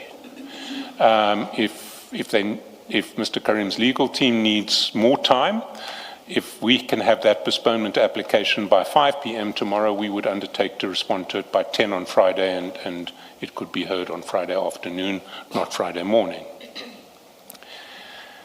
But what we do expect the postponement application to address is at least the following issues. The dates on which Mr. Karim has been admitted to hospital over the last 4 months, the dates on which he's attended medical consultations over the last 4 months, his travel movements over that period, whether he's attended social engagements over that period, and whether he's played any role in the management of his businesses over that period, and if not, who's been responsible for these businesses which continue to turn over in his absence. Ms. Jaskelson, can you please add one more thing? I'm interested to know how he traveled from the Northwest to the Western Cape. Did he book flights? Did he fly there? Because if he can give instructions to people to book flights to him, surely he can give instructions to people to give you the names of accountants. Thank you. So that is our request, Commissioners, that the matter stand down to be decided on the basis of a formal postponement application on Friday. Thank you, Mr. Shoskelson. Yes, Mr. Premier. Good afternoon, Chair. Good afternoon, Commissioners. 5 brief points in reply, if I may. Firstly, do you have the Commission's correspondence bundle? I was handed one about 10 minutes ago by a Commission representative, but it's called Karim Suleiman Correspondence and Sundry Documents Witness Bundle. I'm going to refer you to the confidential medical report in that. I'm not going to discuss the contents, but if you can turn up page 128 of that medical report, when you read paragraph 1 of that report, that will deal with my learned friend's contention that there's an inability to explain attendance. And when you read paragraph 2 of that same report, particularly lines 2, 3, and 4 of the second unnumbered paragraph, that is a direct response by a medical practitioner as to why, potentially, there's an inability to give answers. So insofar as my learned friend says there's just no explanation at all, that's contradicted by the medical evidence of an expert in a particular field of medicine, which my learned friend is not. That's point number 1. Point number 2, my learned friend must choose his words very carefully with all due respect, because my learned friend talks about hundreds of millions of rands, companies that are continuing to service the state, multi-million rand businesses and so on, and he uses the quantum of my client's otherwise legal business to evidence some or other gratuitous behavior in front of the Commission. Until such time that a court orders otherwise, that there was unlawful business dealings with the state to the tune of those hundreds of millions of rands, the fact that there's business that may or may not be done to the tune of hundreds of millions of rands is neither here nor there. So my learned friend must choose very carefully his words in elevating otherwise perfectly legal facts to be weaponized into some sort of smear, potentially, against my client and otherwise lawful activity. The third point that I would say, in respect of Mr. Karim's undertakings to give the evidence, is you'll know that Mr. Karim, if you'll give me 1 second.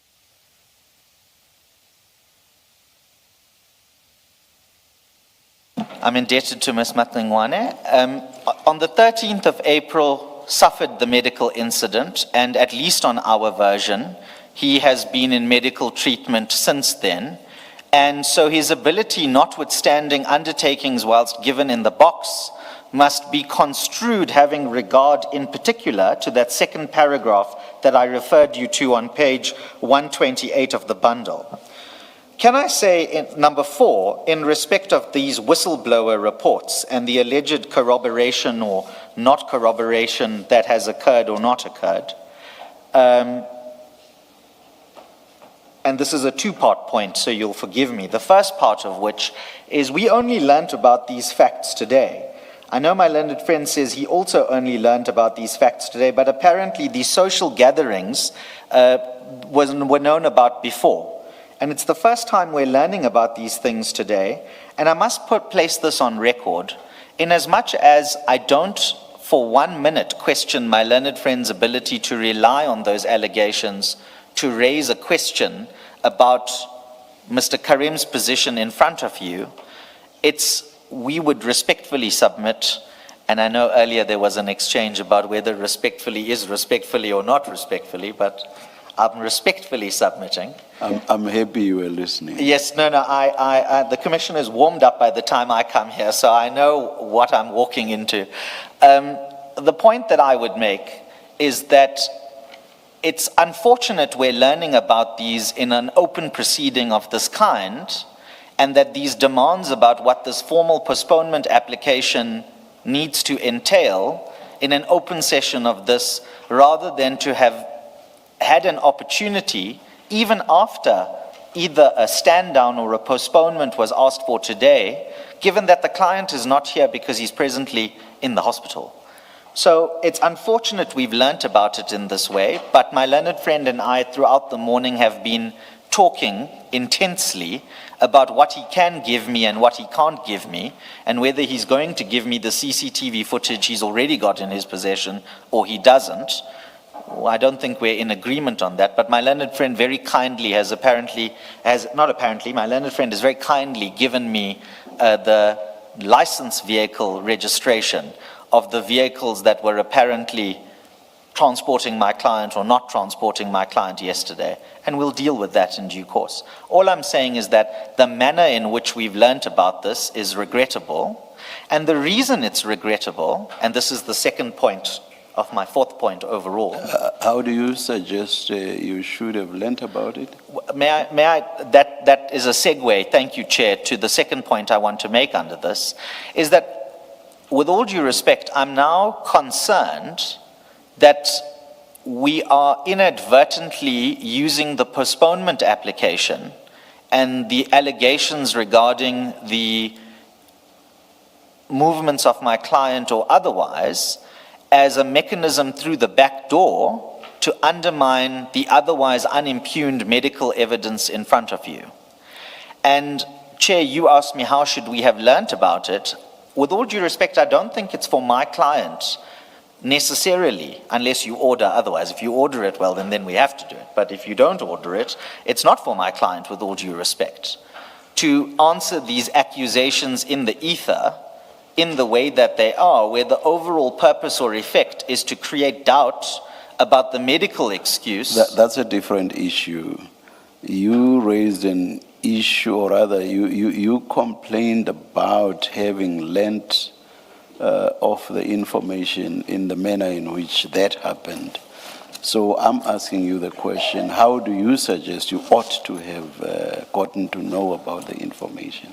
That's different to what you are saying. Yes, Chair, thank you.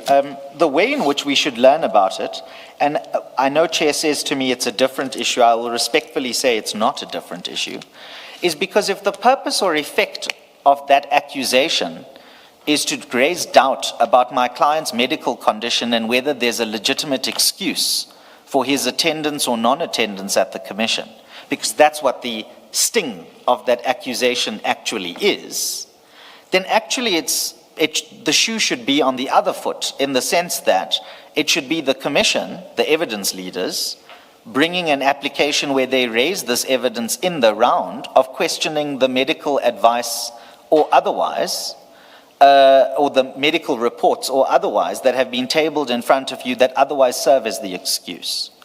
It's not the hill I'm going to die on. All I'm simply saying is that I'm concerned that the way in which these accusations now have to be dealt with is almost reversing the onus that otherwise falls on my client. That still doesn't answer my question. I apologize, Chair. Yes. The question of how Mr. Karim must respond is something other than your suggestion about, maybe the word I'm going to use will be strong or too strong, the impropriety that you suggest with regard to how you came to know is what I am addressing. That has nothing to do with how Mr. Karim then deals with the information. So my question is, how do you suggest this information ought to have landed on your or Mr. Karim's lap? In writing and particularized, so that it's formally placed in front of us, rather than as what happened between my learned friend and I, which was a conversation between colleagues regarding these issues that are now being raised. So that's when I talk, and Chair, with all due respect, impropriety is a far higher word That's exactly Yes. why I Yes. said maybe it's too strong a word. Yes, Yeah. because I'm not, But, I'm not accusing my learned friend or anybody of impropriety. I'm just raising my concern about the manner, and then that's the direct answer. Maybe instead of impropriety, I should have said concern, Yes. which is the word you've just used now. Yes. So Chair, I think we're ad idem then that it's concern, not impropriety, and formally in writing, because these are very serious accusations, and I understand that my learned friend is under his collegial obligation to give me notice that he was going to raise it today at the hearing, but he could have perhaps, we could have reached some or other arrangement about being informed about this formally and then given an opportunity to respond. But we are where we are now, so that's water under the bridge, I suppose. Yeah, I was going to say, why is it that the informal advice cannot serve the same purpose as written advice? Well, I suppose because my learned friend is not the witness. So when my learned friend, and neither am I. So when my learned friend says to me, you know, these are the core of the allegations, it might turn out that some or other detail about that is going to change or not change, and there should never be a dispute between my learned friend and I as to what he said to me or what he didn't say to me. I mean, if my complaint is at this point only boiling down to housekeeping about the form of communicating the information, I accept that that might not be an issue which needs to detain the Commission. The issue, as I understand it, is not so much about the interaction between the two of you. It's about Mr. Karim addressing what we are told has since been discovered. Yes. So the focus is less about the interaction between the two of you. Exactly. And the point being, if indeed it is true that Mr. Karim was at some food outlet out of town, I think reference was made to his vehicle or vehicles, I'm not sure now whether one or two or more. So point is, when you apply for the postponement, why is it, or rather when he, Mr. Karim, applies for the postponement, why is it that he should not, in the application for a postponement, deal with those? If he says, I was never out of town, I was never at this alleged food outlet, and therefore, my medical certificate stands, and it is to this effect. Nothing has changed. I do not see what the hurdle is, Mr. Karim, dealing with the new information on that basis. Agreed, but I think that's also I'm sorry, Chair. Yes. May I respond? Yes, please. Thank you, Chair. But that's the point, with all due respect, is that, remember, when we arrived here in front of you today, it was on the basis of what was known before my learned friend disclosed the new information. But now what's happening is new information is being introduced, which may need to be dealt with to justify future postponement, but the basis upon which we're here in front of you today is the different historical facts, not the new facts introduced now. But that's exactly why Mr. Karim is being afforded an opportunity. And it's not as if Mr. Shaskalson is saying, and we want Mr. Karim to deal with this now. No. And that's it. Mr. Shaskalson is suggesting to the Commission that Mr. Karim must be afforded an opportunity to file an application / affidavit dealing with these developments. So, in the light of that, I would suggest to you, subject to what you say, in the light of that, it should not matter much what you originally came here for today. Things have changed, and because things have changed, Mr. Karim is being afforded an opportunity. So unless other submissions are made, I do not see what the unfairness to him would be. Mr. Karim, because of these developments, bring an application which will be heard on Friday at whatever time. It could even be in the afternoon, and deal with these developments. Tell us why you are not able, for example, to provide the Commission with the information it required, or to give the necessary instructions to whoever may do so, to give the Commission that information. So in that application, he must deal with all of that. That's why. And issue, as I understood Mr. Shaskalson being, this information was requested a long time ago, and Mr. Karim has not provided it on the basis that he is not well. Now, these developments referred to by Mr. Shaskalson, at face value, suggest that Mr. Karim is going on about his life. That raises the question, if that be so, and underline if that be so, how can it be that he is not able, either himself to furnish that information or to do so through others? And he's afforded an opportunity to respond and say, I cannot, I simply cannot. And to do that, and to move the application on Friday. I'm not saying that's what we are going to rule, but that is what Mr. Shaskalson is submitting should happen.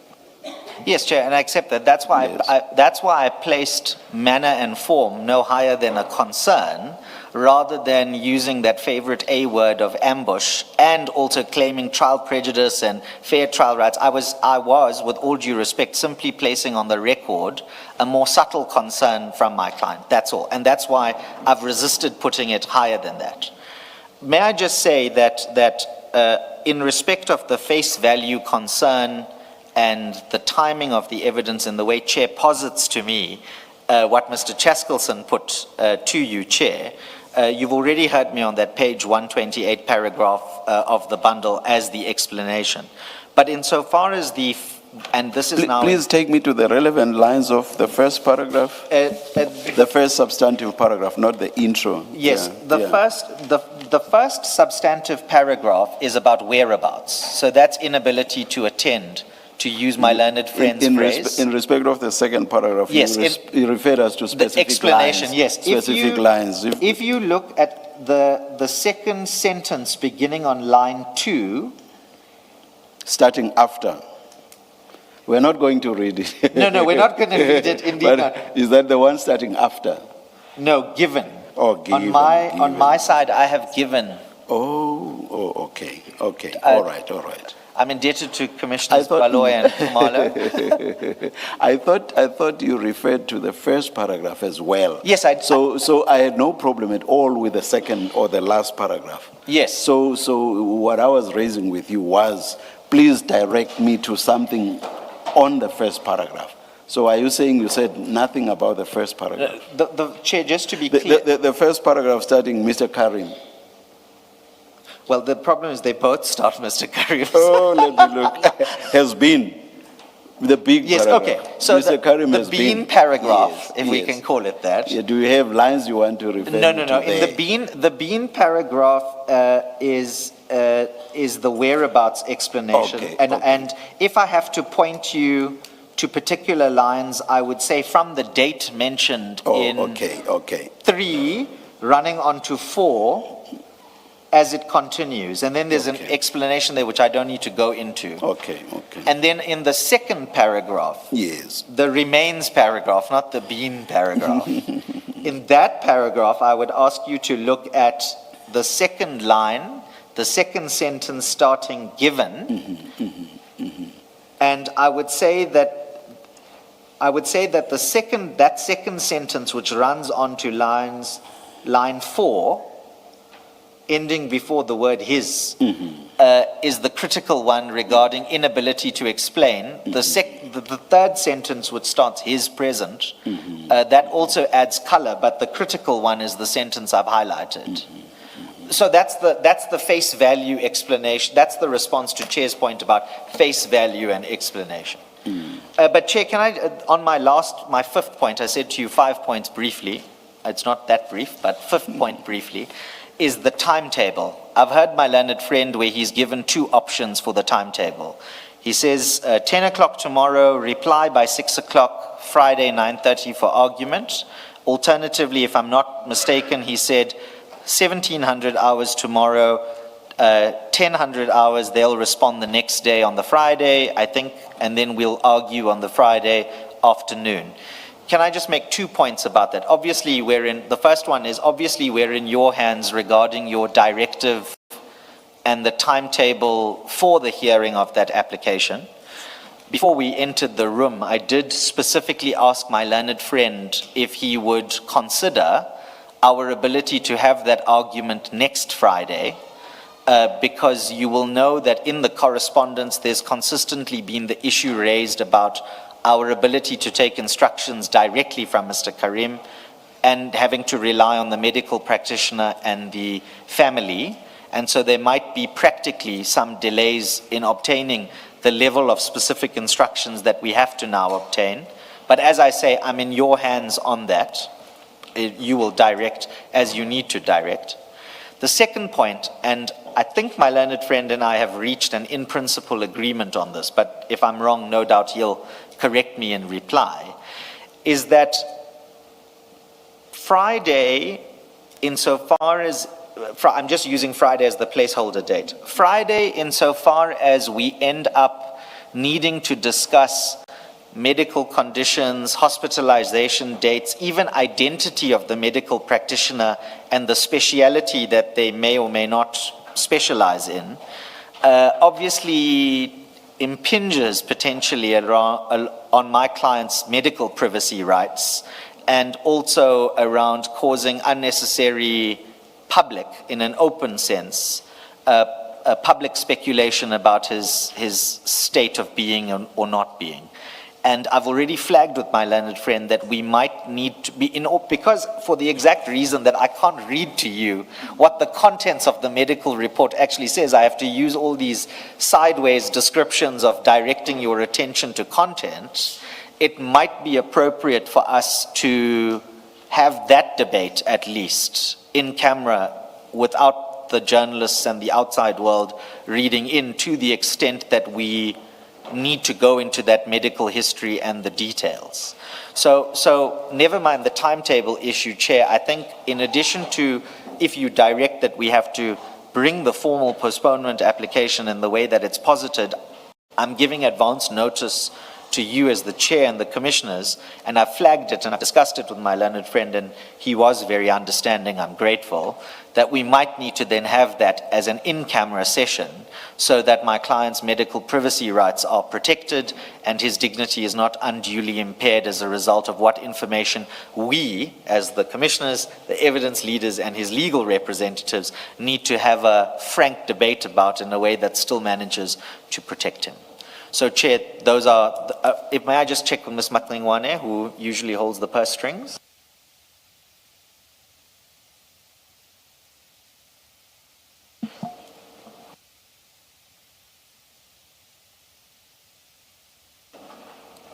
Yes. Ms. Madlanga says I've done my job, so it's fine. Thank you, Chair. Thank you.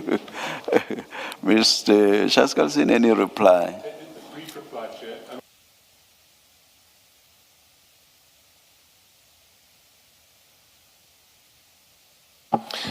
First, in relation to the businesses, why I mention the businesses is not to say that these are unlawful earnings or that these earnings are, proceeds of crime or anything like that. It's to say there is a very substantial business group that is carrying on in the apparent absence of Mr. Karim.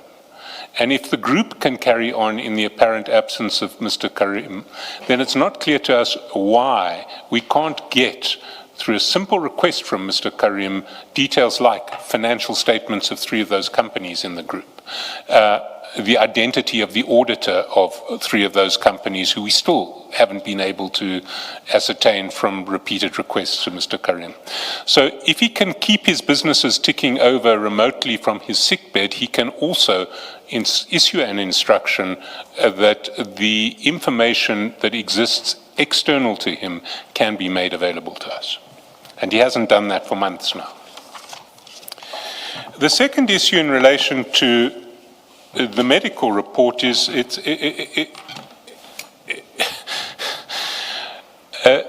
it's curious to hear my learned friends saying we haven't impugned the validity of the medical report, because last time we were here, you'll recall that there was a suggestion on the table that Mr. Karim should make himself available for independent medical examination, and we were told, oh no, you don't have the powers to do that.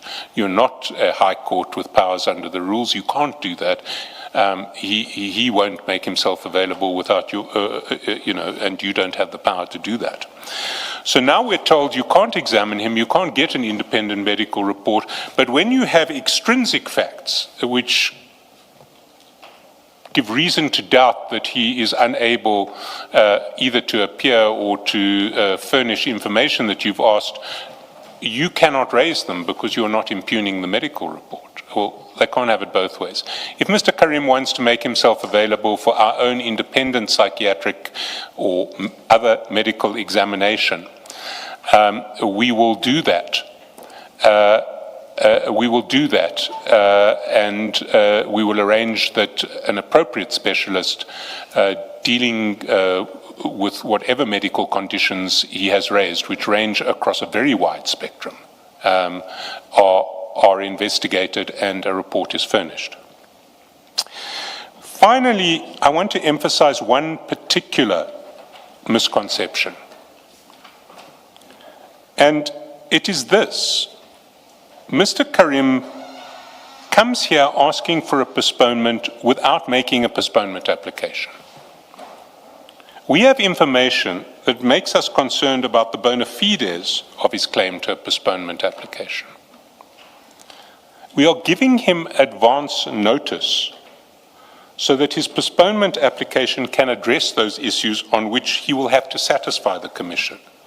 He seems to proceed from an assumption that he can have a postponement if he wants one, and it's for the Commission to show that he shouldn't have a postponement. It works the other way around. He needs to satisfy the Commission. And in order to satisfy the Commission, he's going to have to address these concerns that we've raised. That's why we've raised it. And that's why we've raised them informally, and that's why we've raised them in advance of a postponement application.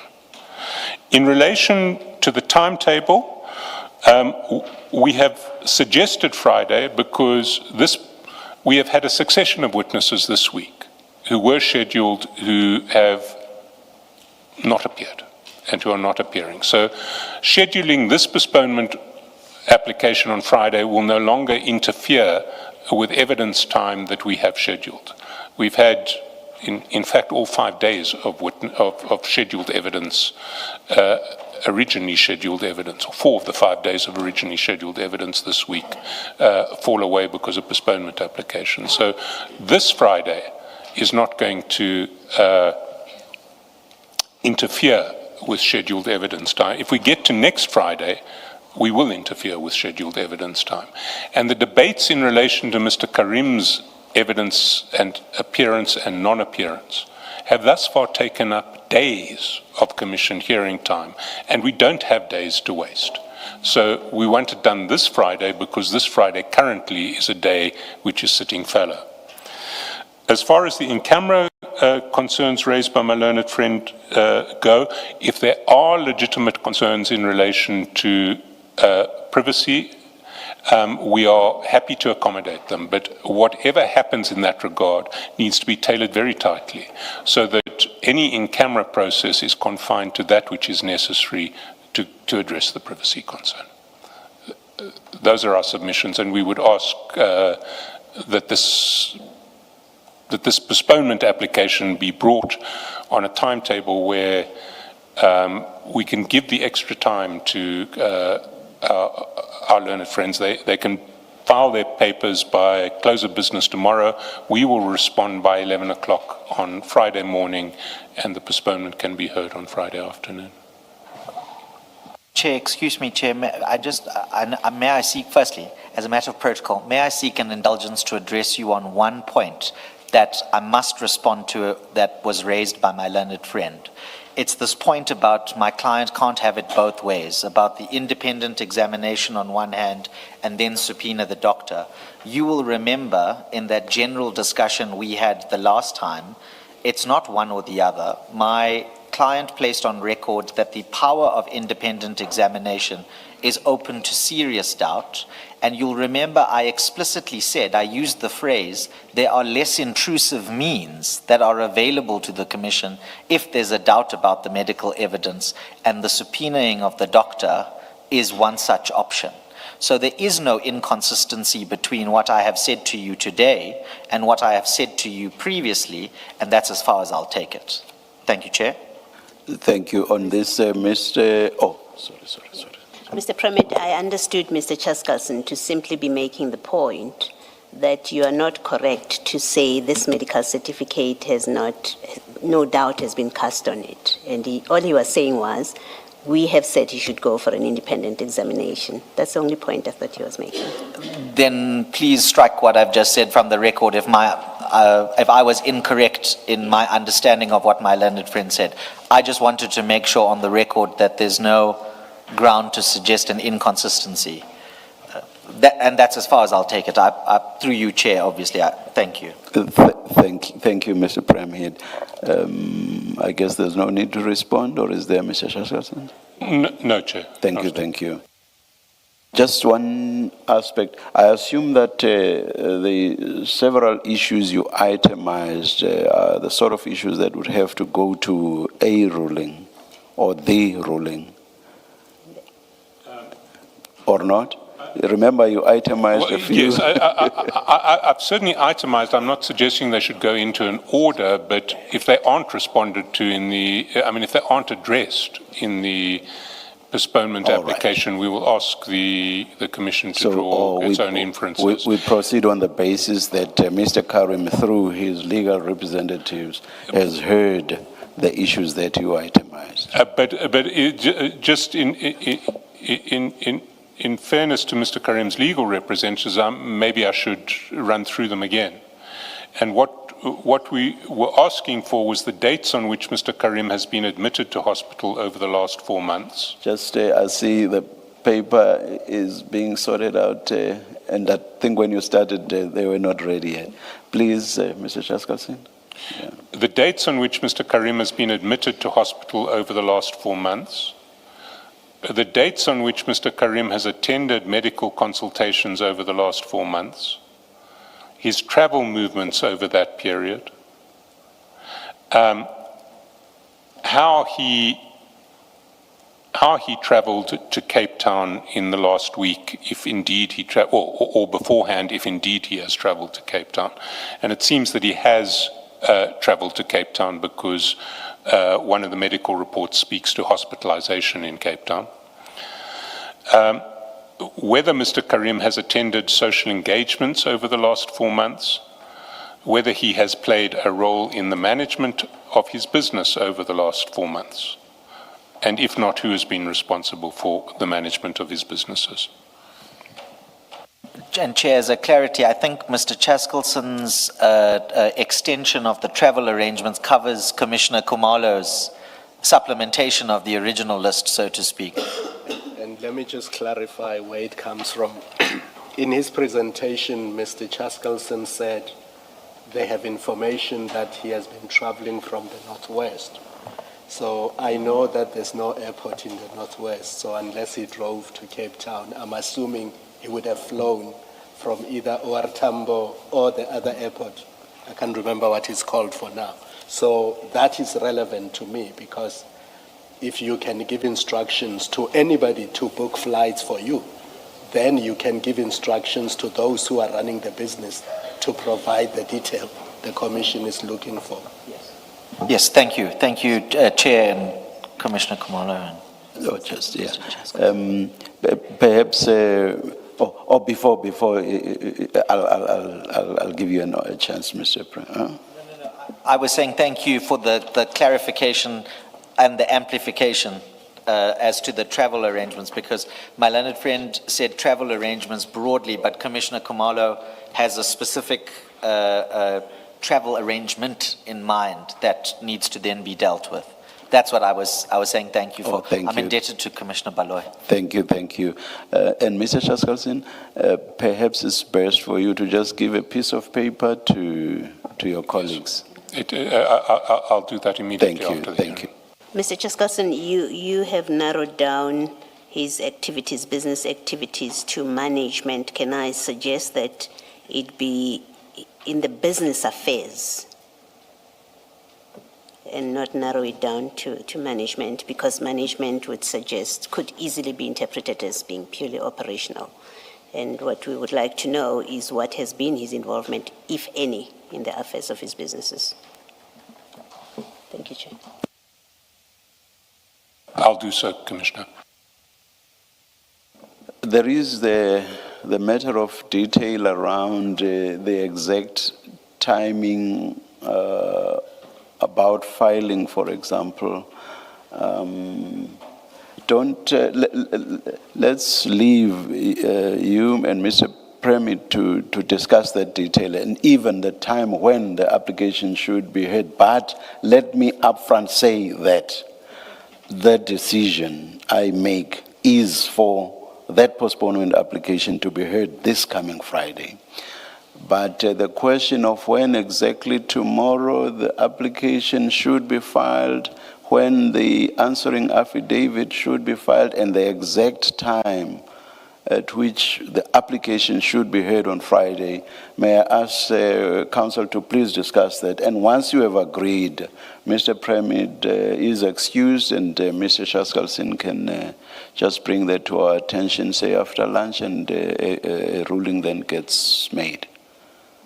Thank you, Chair. We will do that. Chair, may I please just ask a clarity, and I'm sorry to do this, but you'll remember on the last occasion when I argued for an in-camera application in front of you, part of my submissions was to say, well, the horse is already bolted, because in trying to justify the in-camera, we went to the details. I've already flagged the fact that there's going to be a request for in-camera. Obviously, if the Commission, through the evidence leaders, opposes that request, that's a different story. I'm just flagging now that come Friday, it's not just the postponement that might need to be determined. There would also need to be consideration of the in-camera and how it is going to be argued in front of you in a way that balances. Yes. If in the light of what Mr. Chaskalson said, which I thought was quite accommodative, if that will still be an issue, let's consider that if and when it arises. Perfect. I'm indebted. And Chair, can I suggest something else? That pending Friday, this Commission issues a ruling essentially stopping speculation about Mr. Karim's trying to contain speculation about Mr. Karim's medical condition pending Friday, because the issue is going to be, I don't know how to formulate it, but I do think that there is a risk that coming out of today's hearing, there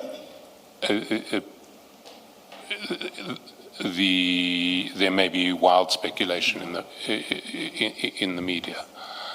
Can I speak to Mr. Premier about that, and when we come back to you with a timetable, we will do that. We will include a proposal in that regard, but it may be I don't know how we take that further.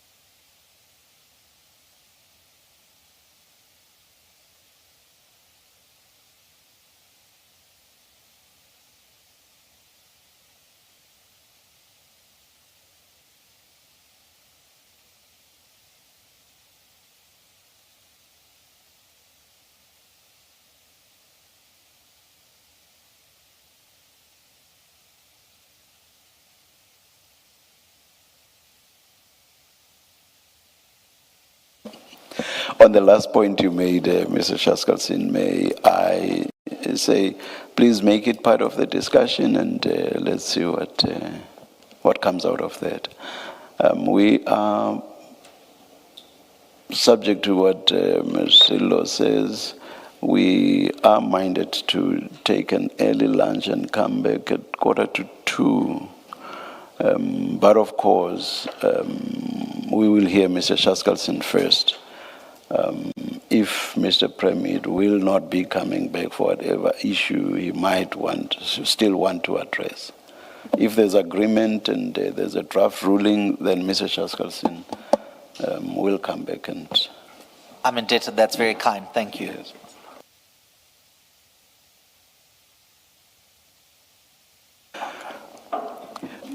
I've just been overruled, and the suggestion is for us to come back at 2 p.m. We'll adjourn and resume at 2 p.m. Let's adjourn.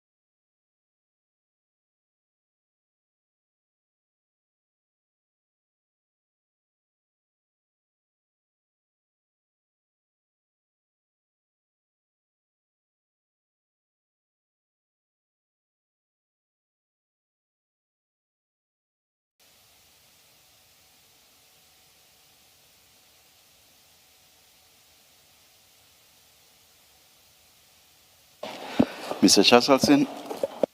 Thank you, Chair. Mr. Premier and I were happily able to reach agreement relatively easily. I have an agreed ruling. Unfortunately, I've had printing difficulties, so if I might read it out to the Commissioner. So, the first paragraph is that the postponement application is set down for hearing at 1400 hours on Friday, 17 July 2026. The second is that the application will be served and filed on or before 2000 hours on Thursday, 16 July 2026. Third paragraph, the answering affidavit will be served and filed on or before 1100 hours on Friday, 17 July 2026. And fourth paragraph, the replying affidavit will be served on or before 1300 hours on Friday, 17 July 2026.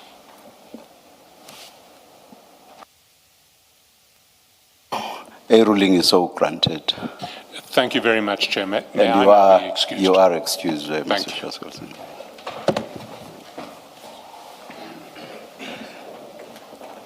Thank you, Chair.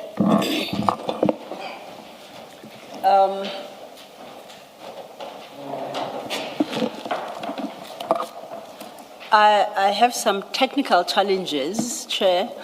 There's a document I need to start with. I have it in my electronic version, and we are trying to locate it in your printed version. If it would help in any way, it's Commissioner, A32. let me say this. Commissioner Kumalo has a way of finding documents for us. That's- Maybe what you should do is just to describe it sufficiently. He will probably find it for us.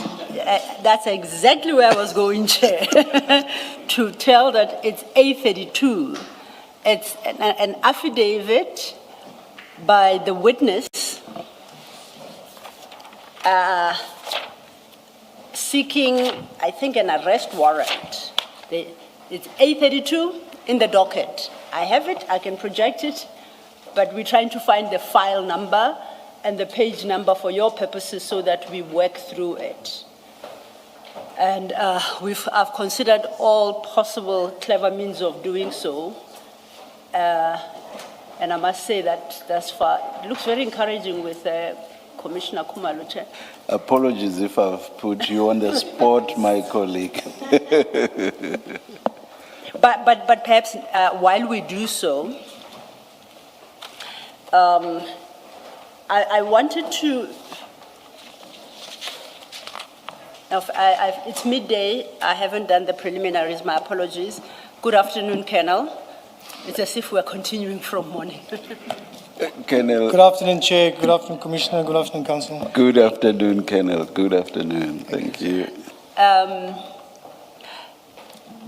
Commissioner Baloyi had some questions for the witness, I think, regarding the Section 27. Yeah, Section 27 affidavit, I think, from yesterday. It wasn't finished.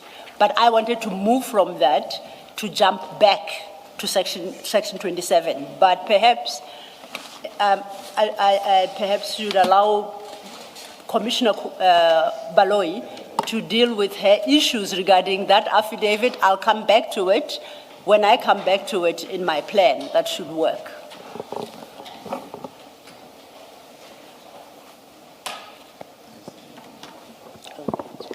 I appreciate how you're using me to buy time, Mr. It's not lost on me. You can start. I'll catch up. Yeah. Thank you. If that's the case, then I would invite the witness to CJC 377. We've dealt with this before. It's in file 3 starting at page 681.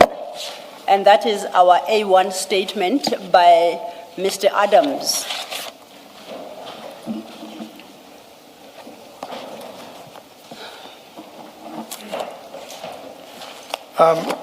CJC 377. Chair, before we continue, may I just come and say, give some input? I think since yesterday, there were 3 things that I said I will be guided by you, Chair, on aspects, as we discussed, on confidentiality and the docket, which is currently before court. So what I want to bring to Chair's attention, the A1 state... Sorry, I made a serious mistake. Good afternoon, Mr. Podlani. And apologies for not recognizing you or greeting you. Good afternoon, Chair. Good afternoon, Commissioners. And apology accepted. It doesn't happen every day that the apology comes from that side of the table. But we take it. Thank you. Thank you. Thank you, Chair. Can I proceed? Yes, please, Colonel. Thank you, Chair. I think after yesterday's proceeding, Chair, and as the investigating officer in the matter of let us call it the Mukwele docket that is before court, the A1 statement forms part of the docket which is before court. But I tend not to turn on and look at the media and everything that's going in my preparation. But the A1 statement is all over social media and on that aspect. One thing about the affidavit, it contains the name of the complainants, and I have my concerns that that particular A1 statement is an exhibit, and it's a statement that's going to be presented in court. And I'm a bit concerned, and that's why I want to bring it to Chair's attention that I'm not too sure whether there are further documents in this case file that is also going to be flighted out there in the public domain when the case currently is before court. That's just my concern this year. And therefore, yesterday, I said I'm here to assist the Commission to seek the truth, but at the same time, I have to be cautious that the matter is before a presiding officer in court, and these witnesses and myself will have to testify. These are my concerns. Thank you, Chair. Thank you, Colonel. Thank you, Chair. Yes, I hear the witnesses' concerns. My concern is I'm not clarified as to exactly what the witness is raising because IDEX counsel is present. And what I think I deduce from what he says is that we should not dig into this particular docket because it's before court. We are back to that sub judice issue.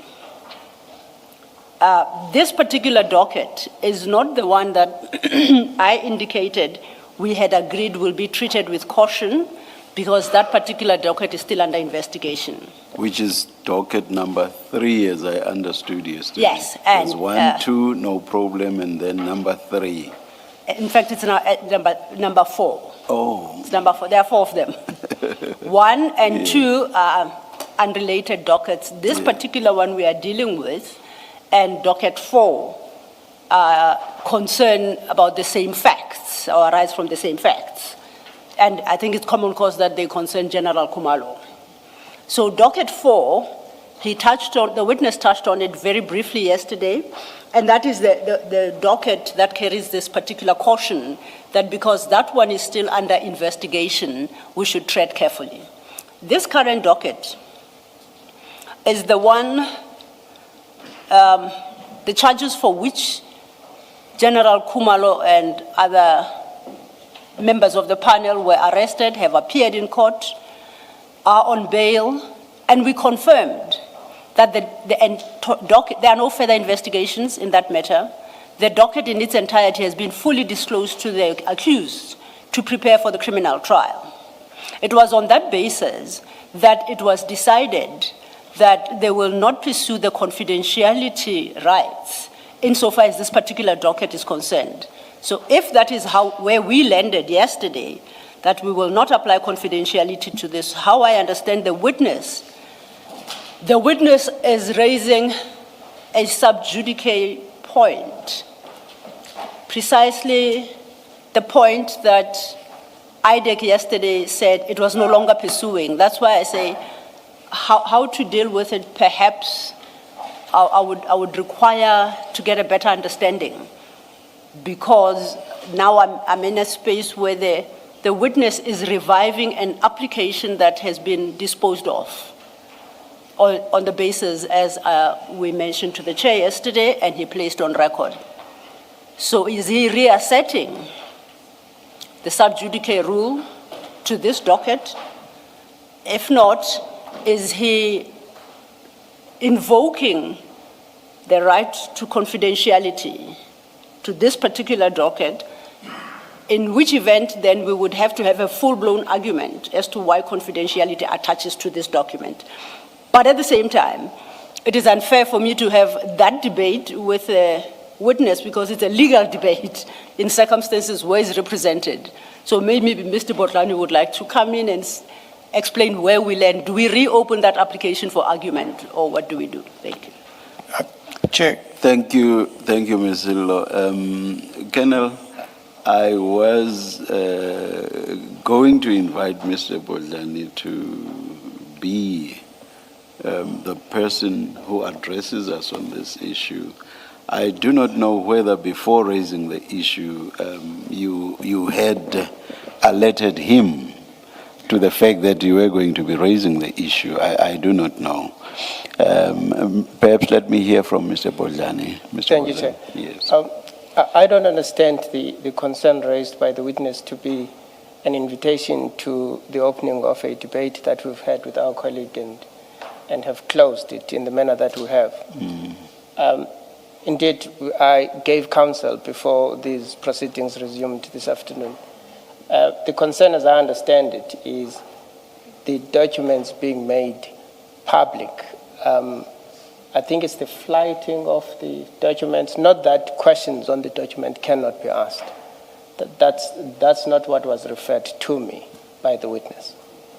So him being asked questions on the documents, it's something that he accepts has got to happen, because otherwise would be hindering this commission from doing the very duties that it has to discharge. But his concern was, as indicated to me, the documents now being available out there in circumstances where some people are still going to deal with them in court. That's what was relayed to me. Not that our colleagues should not ask him questions about the documents. All right. If some of the question, because I heard the Colonel even refer to names of people, there is names that may be appearing on the documents. How should the documents be treated? Should there be a need to refer to the names in a context where it's quite clear that that's based on the content of the documents? How are we supposed to deal with it? It's a difficulty. I've tried to consider it with my colleague, Mr. Ramatsek Sanemi, but we couldn't come up with a mechanism. Because indeed, one cannot say this is a linear process where one can put a blanket statement and say there shall not be reference to names. There are going to be circumstances where the context suggests that reference must be made to a particular name. For instance, if one speaks about the A1 statement, for instance, somebody deposed to it. It's there. And one is not going to be able to speak about the A1 document without speaking about the person who deposed to it. And sometimes even the point being made may only make sense if specific reference is made to the person. Indeed. Yeah. The A1 statement being, for instance, a case in point. I'm in the hands of the commissioners, really. There is no mechanism that we could come up with as to how do you deal with circumstances such as this, especially, for instance, the docket that we're dealing with. We know that it has been discovered. It is out there. The accused have had access to it. If I may ask, what is this the same one? Is this the same one we dealt with yesterday? Confirm, Chair, it is. Oh. Yeah. What Mr. Law has done is to refer to page 61 thus far. Or 681, I'm sorry. 681, correct. Yes. Yes. And we've been dealing with this document backwards and forwards. So I don't quite understand how the issue arises all of a sudden today. That is the kernel's concern. I know it's not your concern, the kernel's concern. We dealt with this document backwards and forwards yesterday, and we referred to, there was it in this one? Yes, there is reference to names here, but of course, in paragraph 3, that's reference to the people that were being investigated. But with regard to just this one document, I do not quite get it what the issue would be or what the concern would be. I follow you, Chair, because insofar as the document that appears at page 681, to the extent that we went in and out of it yesterday and mentioned names, there's no undoing that. Yes. There's no taking back, for instance, reference to a Mr. Adams, because it was done. Yes. So I do understand what you're putting to me, that how does it arise, because this is not a new document. Yes. I again understood that concern, perhaps, even though I'm not able to proffer to you a solution to the concern, to be referring to not necessarily this document, but further documents. But your concern is where context dictates that reference must be made to a particular name, how does the Commission deal with it? I'm not able to proffer assistance, unfortunately, to you. But insofar as the document before you now, if, for the lack of a better word, damage has been done, there's no undoing it now. Thank you, Mr. Boldani. I don't know if you want to respond. But Yes, my inclination is to rule that we continue as we did yesterday. We are not talking about any other document. It's a document that we engaged with at length.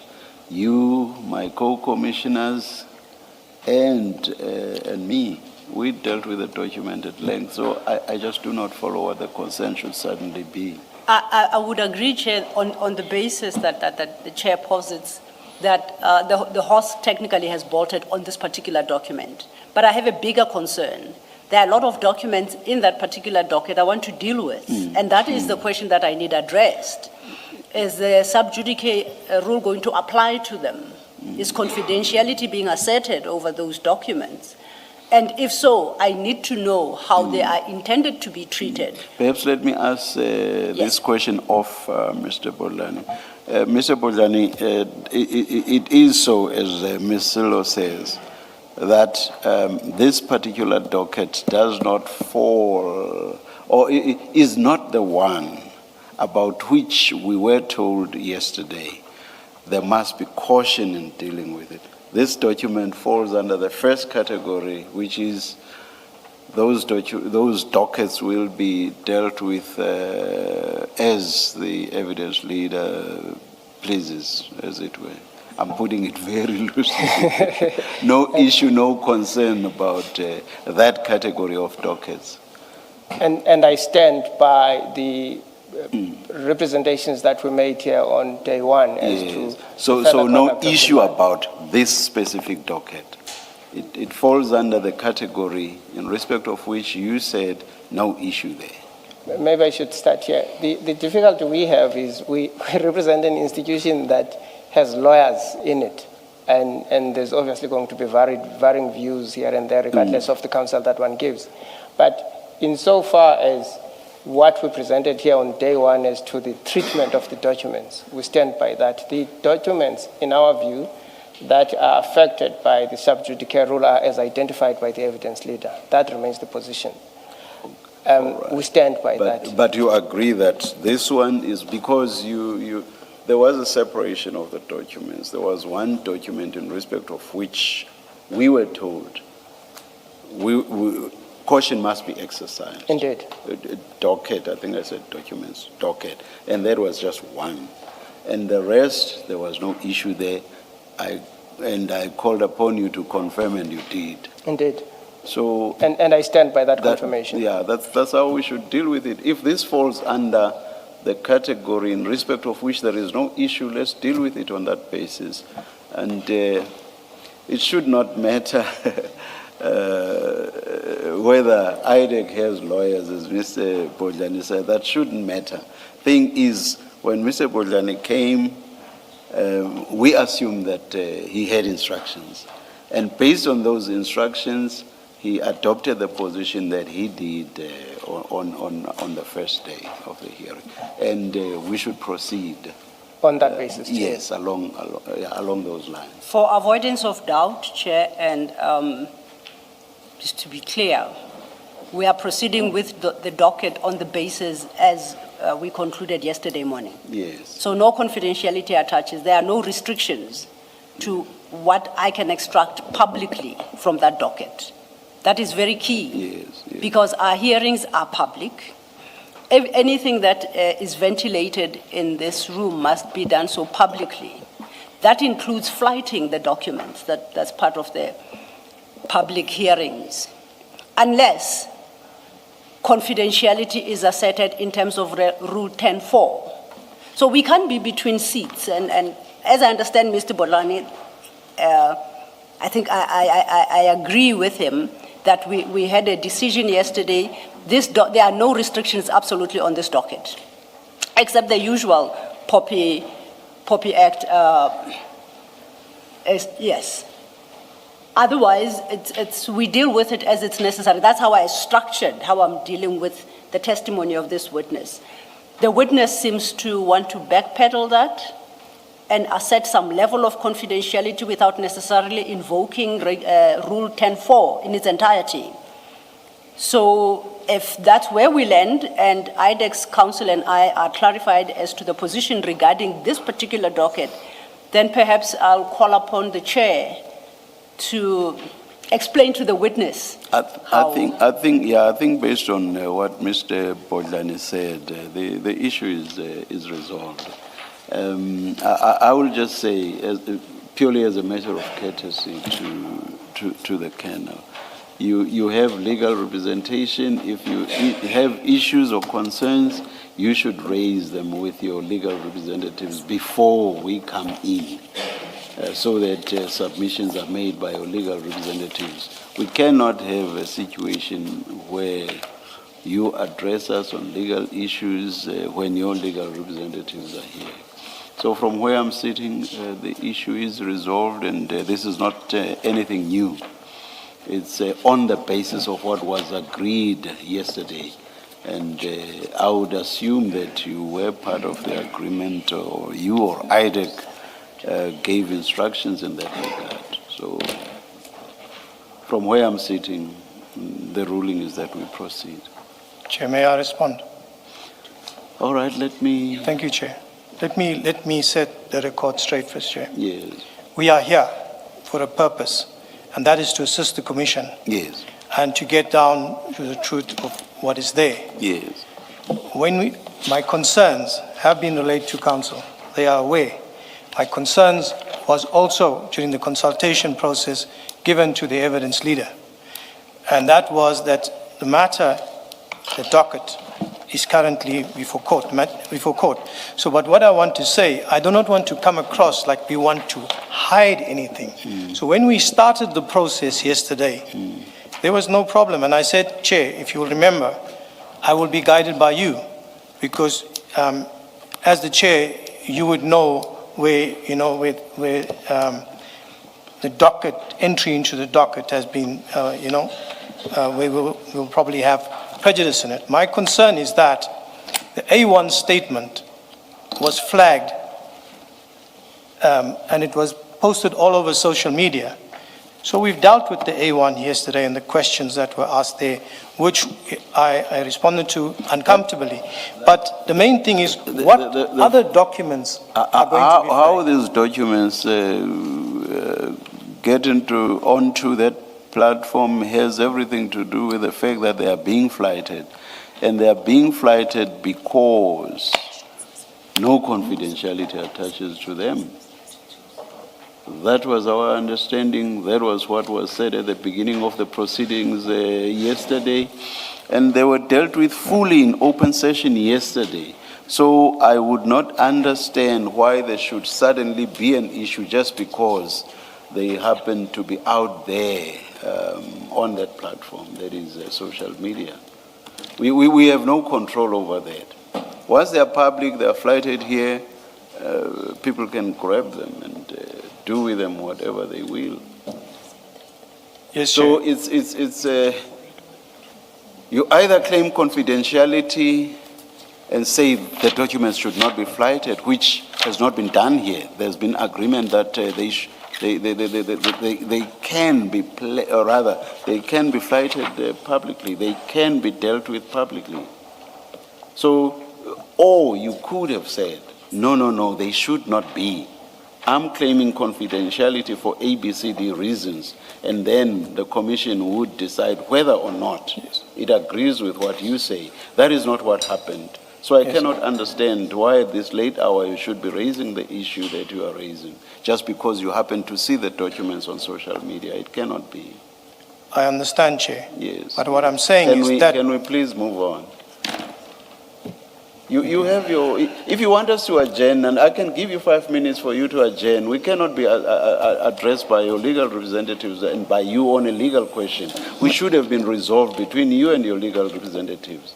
May I request that You give instructions to your legal representatives. We can't have you, Mr. Bojani has said there's no issue with this. You are suggesting that there is an issue. What do we do? Do we reach a decision between contradictory positions placed before us by you on the one hand and by your legal representatives on the other hand? That's the most awkward situation I've ever seen. If you want us, we can go out for 5 minutes and come back once we've been told to come back. Could I request that adjournment for 5 minutes, please? Yes. We'll come back when we are told to. Let's adjourn. Thank you, Chair.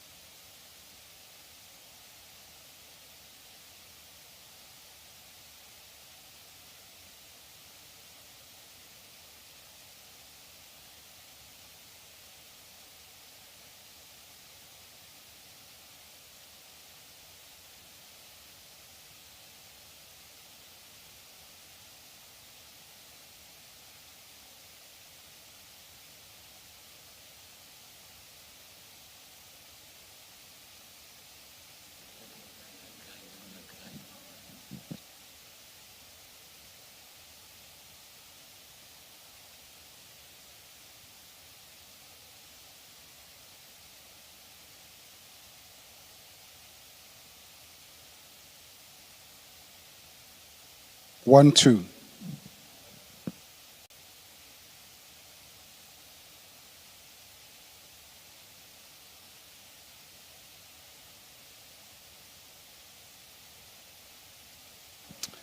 All right, we are ready to resume. Please, you know what to do with your devices. Thank you.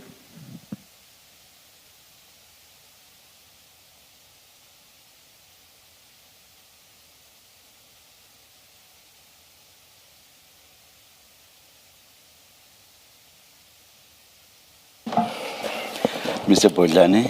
Chair, thank you very much for the indulgence. It's much appreciated. And we went beyond the 5 minutes that we had requested. An apology this time has to come from this side of the table. We apologize for that. We have had time with Mr. Pateachi and explained how the process works. In fact, it was not the first time that we did so. He understands why we are currently where we are. There's no dispute about the fact that the docketing issue is with the accused. Nobody knows what he's doing with it. Nobody knows to whom has he revealed whatever content is there. And we've tried to explain those concepts to him and how they impact this process and why it is not available to claim confidentiality, subject to care, and so on. He's ready to testify, and he's going to answer questions that are put to him on the docket. Thank you, Chair. Thank you, Mr. Bodlani. And I too must extend my gratitude to my colleague, Mr. Bodlani. I'm happy that we could at least find common ground on this issue. It will facilitate our going forward. It's a pity that we've lost the time we've had, but I believe that going forward it will be a smoother run now that these issues are clarified. Thank you, Chair. Mr. Padiachi, and I must thank you as well for engaging with your legal representatives and for facilitating that we reach the point that we have. Thank you. Thank you, Council. As I indicated, we want to work together and to cooperate, but I cannot keep something inside when it comes to the witnesses. I had to lay it down, but I understand now, Chair, and we can carry on. Thank you. Thank you so much. I had said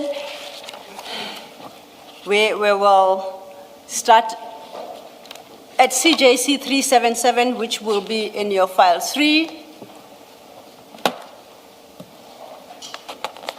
starting at page 681. That, as I had indicated, is the A1 statement in this matter that we engaged with yesterday.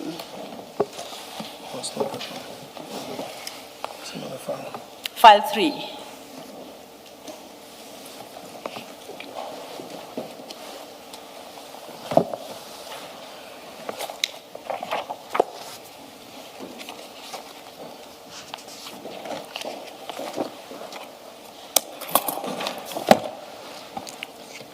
You found it, thank you.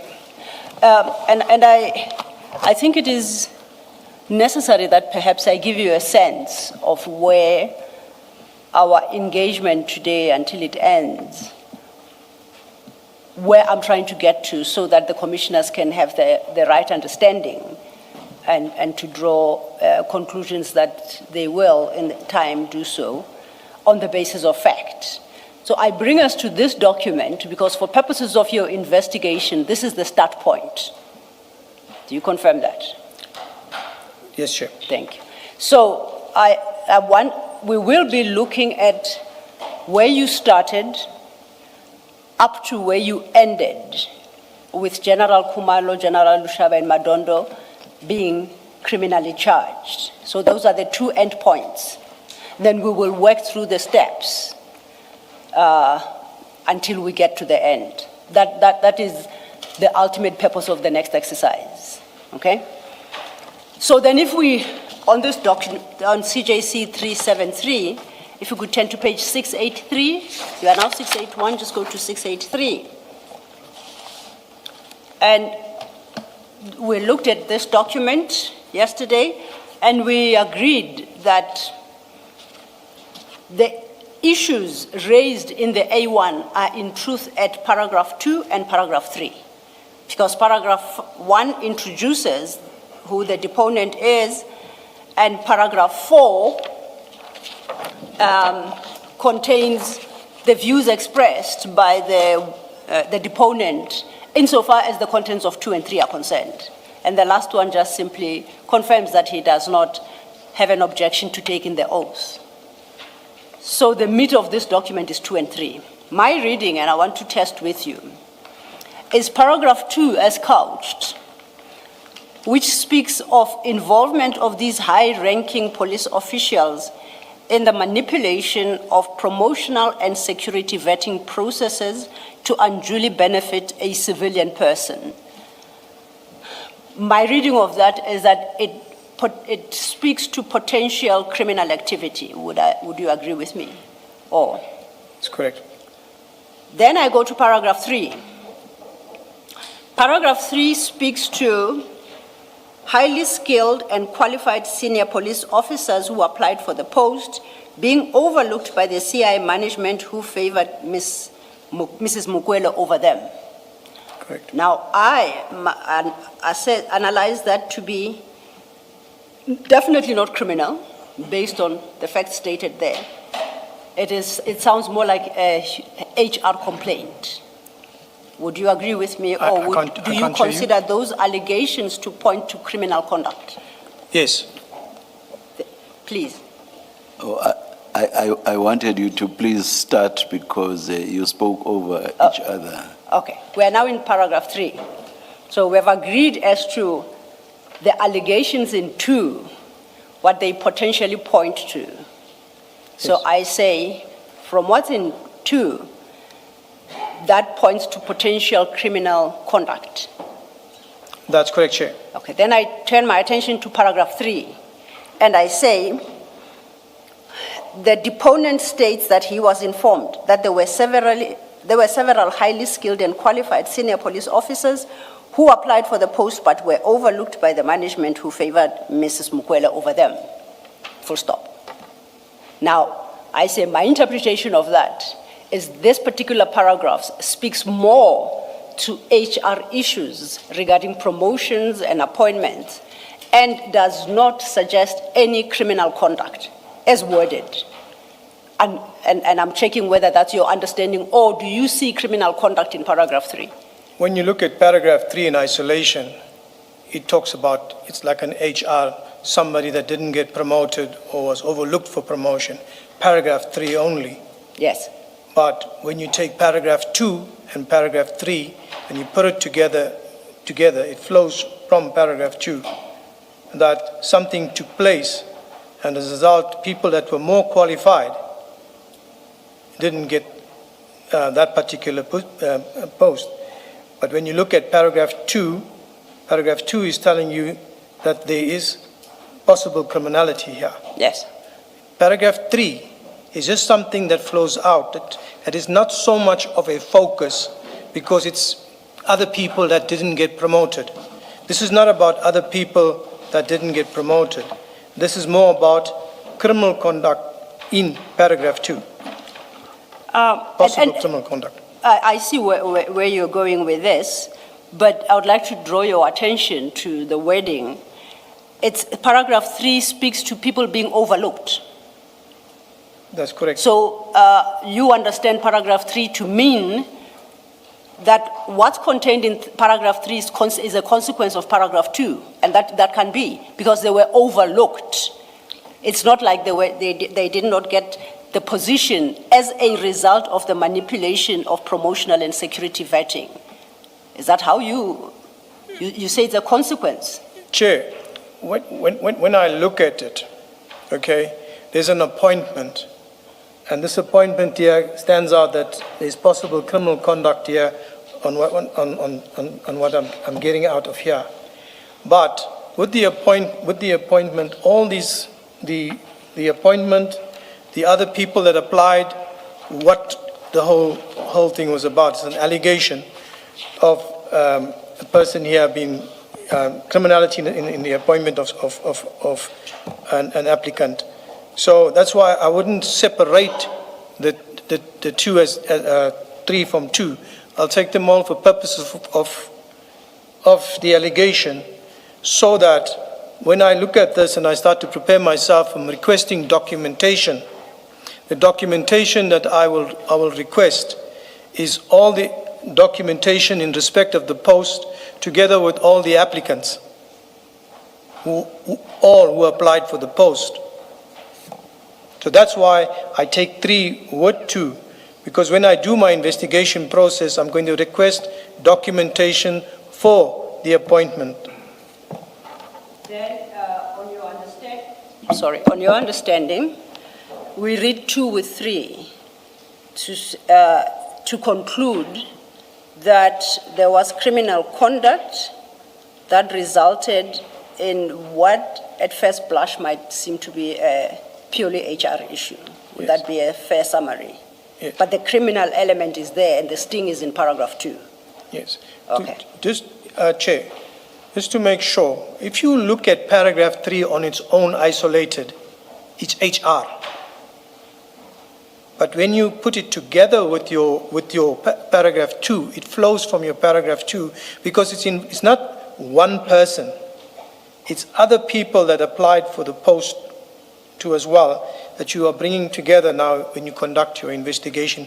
It means that I'm not going to ask for the appointment particulars of the applicant. I'm going to ask for the whole process, if I'm coming across more clear. When you look at paragraph 3, just alone, if there was no paragraph 2, it's HR. Can we, Pat, then land here? It would appear at first reading to be an HR issue with some elements of criminal conduct. Would that be fair? Or is it both together, it's criminal? And I have no particular preference, I just want to have your understanding. For me, paragraph 2 is an allegation of criminality. Yes. Okay. Then we start with this crime that you say is in paragraph 2. We know where we land because we land in you're submitting an affidavit in support of an application for a warrant of arrest. Now that, Commissioner Baloy, is in file 6. That's the affidavit that I couldn't find in the hard copy files, but only on my electronic version. It's file 6, please.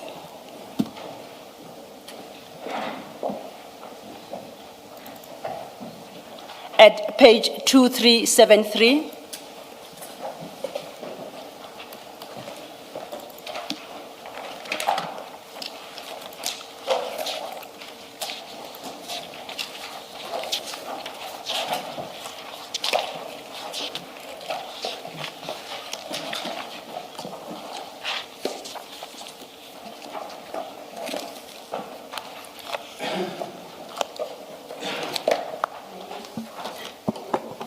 Yes, Commissioner. I'm going to say before you start with this document, let me just ask something about Yes. the paragraph 2.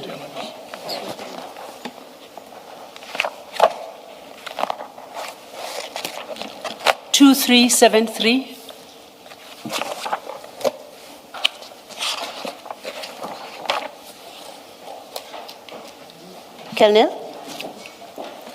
Colonel Padiachi, I'm here. Sorry, Commissioner. Yes, before you get to this 2373, let me just clarify something about what you were discussing now with Ms. Sillo. Sure. In that paragraph 2 of the A1 statement, what do you say, and I need you to say this and that and that, what do you say is the offense, constitutes a crime in that paragraph 2? Commissioners, Chair, Commissioners, these unlawful appointments, it's not something uncommon. But what people don't understand, that when you appoint somebody and you give them a gratification, the giving of that appointment or employment and the receiving of that employment amounts to corruption in terms of the Corrupt Activities Act.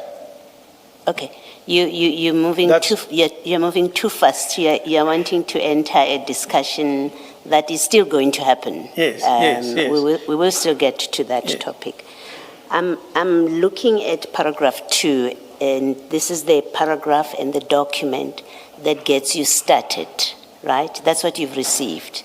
So you proceed with your investigation based on what you receive in this paragraph. And I'm asking for you to now engage in an investigation looking at this paragraph 2, and I'm going to point out certain things and see whether is that what you consider to be a crime. So the deponent, Mr. Adams, says that the allegations relate to certain high-ranking police officials being involved in manipulating promotional and security vetting process to unduly benefit a person, a civilian. So I'm trying to find out from you, did you consider the crime to be the undue benefit, 1? 2, it's a crime because they are benefiting a civilian. It's a crime because she had no prior policing experience. Is the crime that she had no management experience? I'm trying to bed it down so that I understand what, in fact, did you consider to be the crime that then results in you applying for the warrant that you're going to be discussing? Commissioner, when you look at it, you don't just look at it because she's a civilian or anything. I look at it that in the circumstances of what is here, the allegation that a person has been appointed or given an employment with, for a better word, has been appointed irregularly, although the irregularity comes up like HR type of a thing. So you're looking at the appointment for a person from BMW, first of all.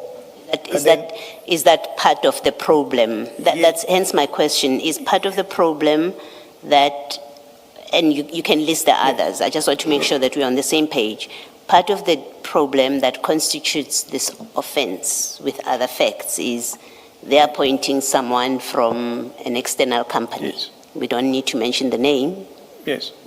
Yes. I think the first thing is that let's start with the starting point. This is crime intelligence. This is a specialized component. It is a component that I have experience in and where I've worked. And it is crime intelligence, and appointing a civilian or a person from the outside crime intelligence let's leave civilian, pointing a person outside crime intelligence into a highly specialized environment. So these are the small flags that, that comes to my notice. So that's the first one that I can explain to you. And when you look at crime... But you're not saying that is a crime.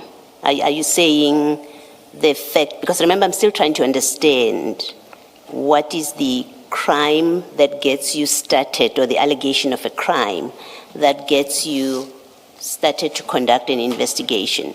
Are you, from what you've said now, are you saying it's a crime that it's an indication of a crime that they have appointed someone from outside? No. Okay. We're just talking about the appointment as a whole, whether it's from outside, whether it's from inside, the unlawful appointment of a person. Okay, at this point, that's the point, the unlawful appointment. Okay, so our language is very important.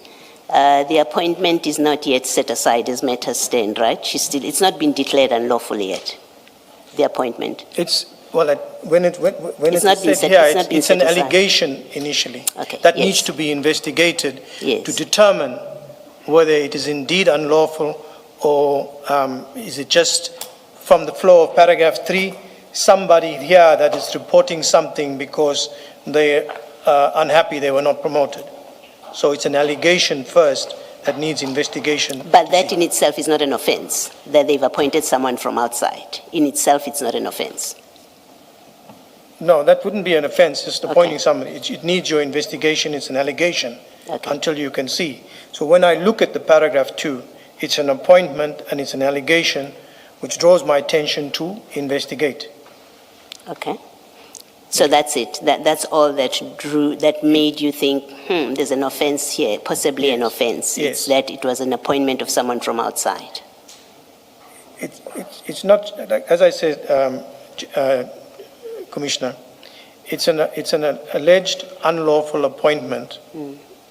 As I say, it doesn't matter whether it's from inside, whether it's from outside. It's an alleged unlawful appointment of a person with no experience. Okay, thank you. Just one question. I don't want to go into detail. Do you accept that in this specific case, the advert invited outsiders to apply for the post? So it was not an internal advert limited to people within crime intelligence. So even I could apply for this position. Chair, Commissioner, at that time, I did not have a copy of the advertisement. Sitting here now, do you accept that the advert invited outsiders to apply for this position? That it was advertised externally, I got to know when I received the documents, Chair. So sitting here now, do you accept Sitting that yes, now, that I confirm that the advert was an external advert. Sorry. Colonel, you must wait. Thank you, sir. Sorry. Don't speak over a commissioner or even Ms. Zillo. We will have serious transcription problems, please. Understood. Please repeat. Apologies, Chair. Colonel, it's a simple point. I'm not talking about in 2024, although that's the fact I'm referring to.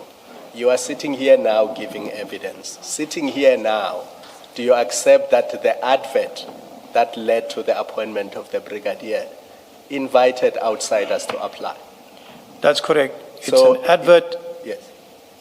So if an outsider did apply, limiting ourselves to that question only that it was an outsider who was appointed, there's nothing untoward with that, because that was the whole point of the advert, that outsiders are invited to apply for this position. Yes, Commissioner. Yes. Thank you, Commissioners.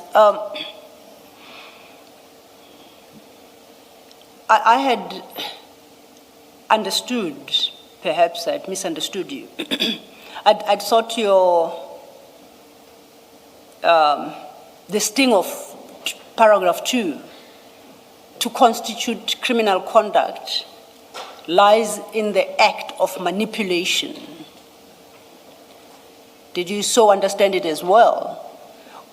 Or, because that's what I thought you had agreed with me about, but from your engagement with the commissioners, it would appear that now perhaps I didn't understand you correctly. So that then, just so we are clear, what did you say is the criminal act in 2? I thought you and I had agreed that it's a manipulation, but you seem to now hold a different view. Just to clarify, what is the criminal act?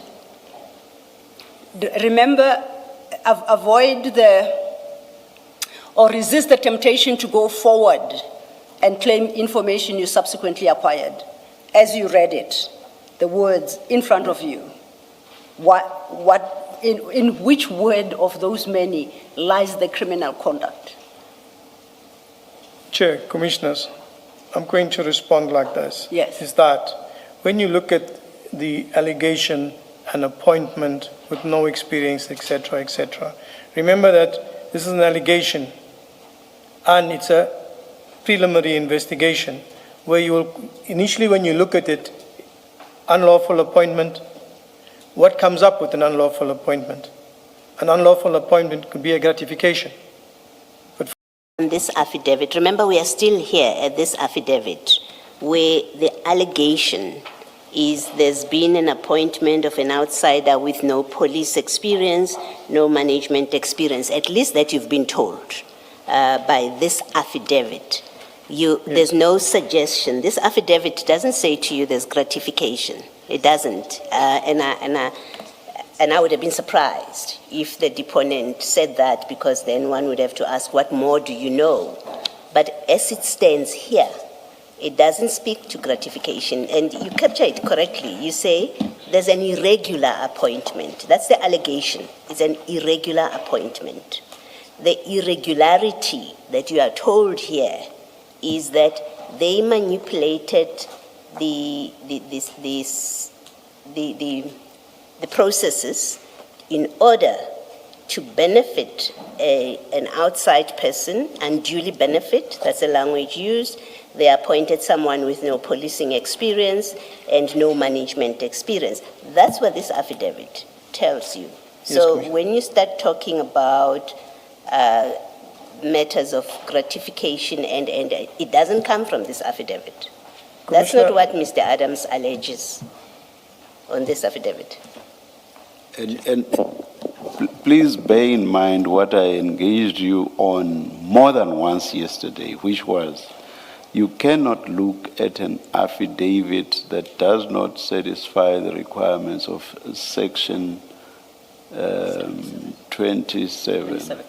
You cannot look at it, find that it does not satisfy the requirements, but go ahead and investigate in any event. And only after investigating, you then establish that there's gratification here, there's that and that and that. And then, with reverse reasoning, you rely on that. Now, can you please, with that in mind, you remember me engaging you on that several times? I said, that's not where to start. That's not where to start. Now, with that in mind, can you please respond to Commissioner Baloyi's question? Commissioner Chair, I'm trying to make logic of it. As a layman, please excuse me on that. I'm a policeman, I'm an investigator. An allegation is made. We have the Section 7(1)A. We have, apologies, I have to go there. It is authorized, the investigation, and I cannot speak from management what they utilized to authorize this investigation, but it is down on my level, that has come down on my level with regards to this allegation. So when I look at this affidavit and I read at this allegation, and in terms of my preliminary investigation, there's a serious allegation here that is made where processes, we use the word manipulated or whatever. So I start my investigation from there. I'm not looking for any word of civilian or anything else. I'm talking about basic, as I'm trying to explain myself as a layman, and I cannot take it any further except what I say here. A person was appointed, processes were manipulated, the person had no experience. That is my start to go out there and look at it and confirm it with further investigation. Chair, Commissioner, I can take it no further than what I've said there. In how you've described it, just how you've captured it now, Chair. that seems a typical HR matter that the Public Service Commission would deal with. If you had taken this affidavit to the PSC, and I'm saying just from how you've captured it, that it seems something that falls squarely within the powers of the Public Service Commission. And you took exception yesterday quite strongly to General Mkwanazi saying you lack the experience to investigate matters. Yeah, rightly so, because you've taken us through your qualifications. But as an experienced investigator, even acting on your superior's decision, Ms. Johnson, maybe Perumal, and whoever the committee is, them having made a decision that this is a matter to be investigated, I would expect that you, as an experienced investigator that you are, you would have looked at this affidavit and said, but this is an HR matter where government has an institution that deals with these kind of complaints. There is nothing, at least that when I look at it now, I don't, maybe let me rephrase what I want to say. Looking at this paragraph 2, I don't see how you would have thought this is a criminal offense.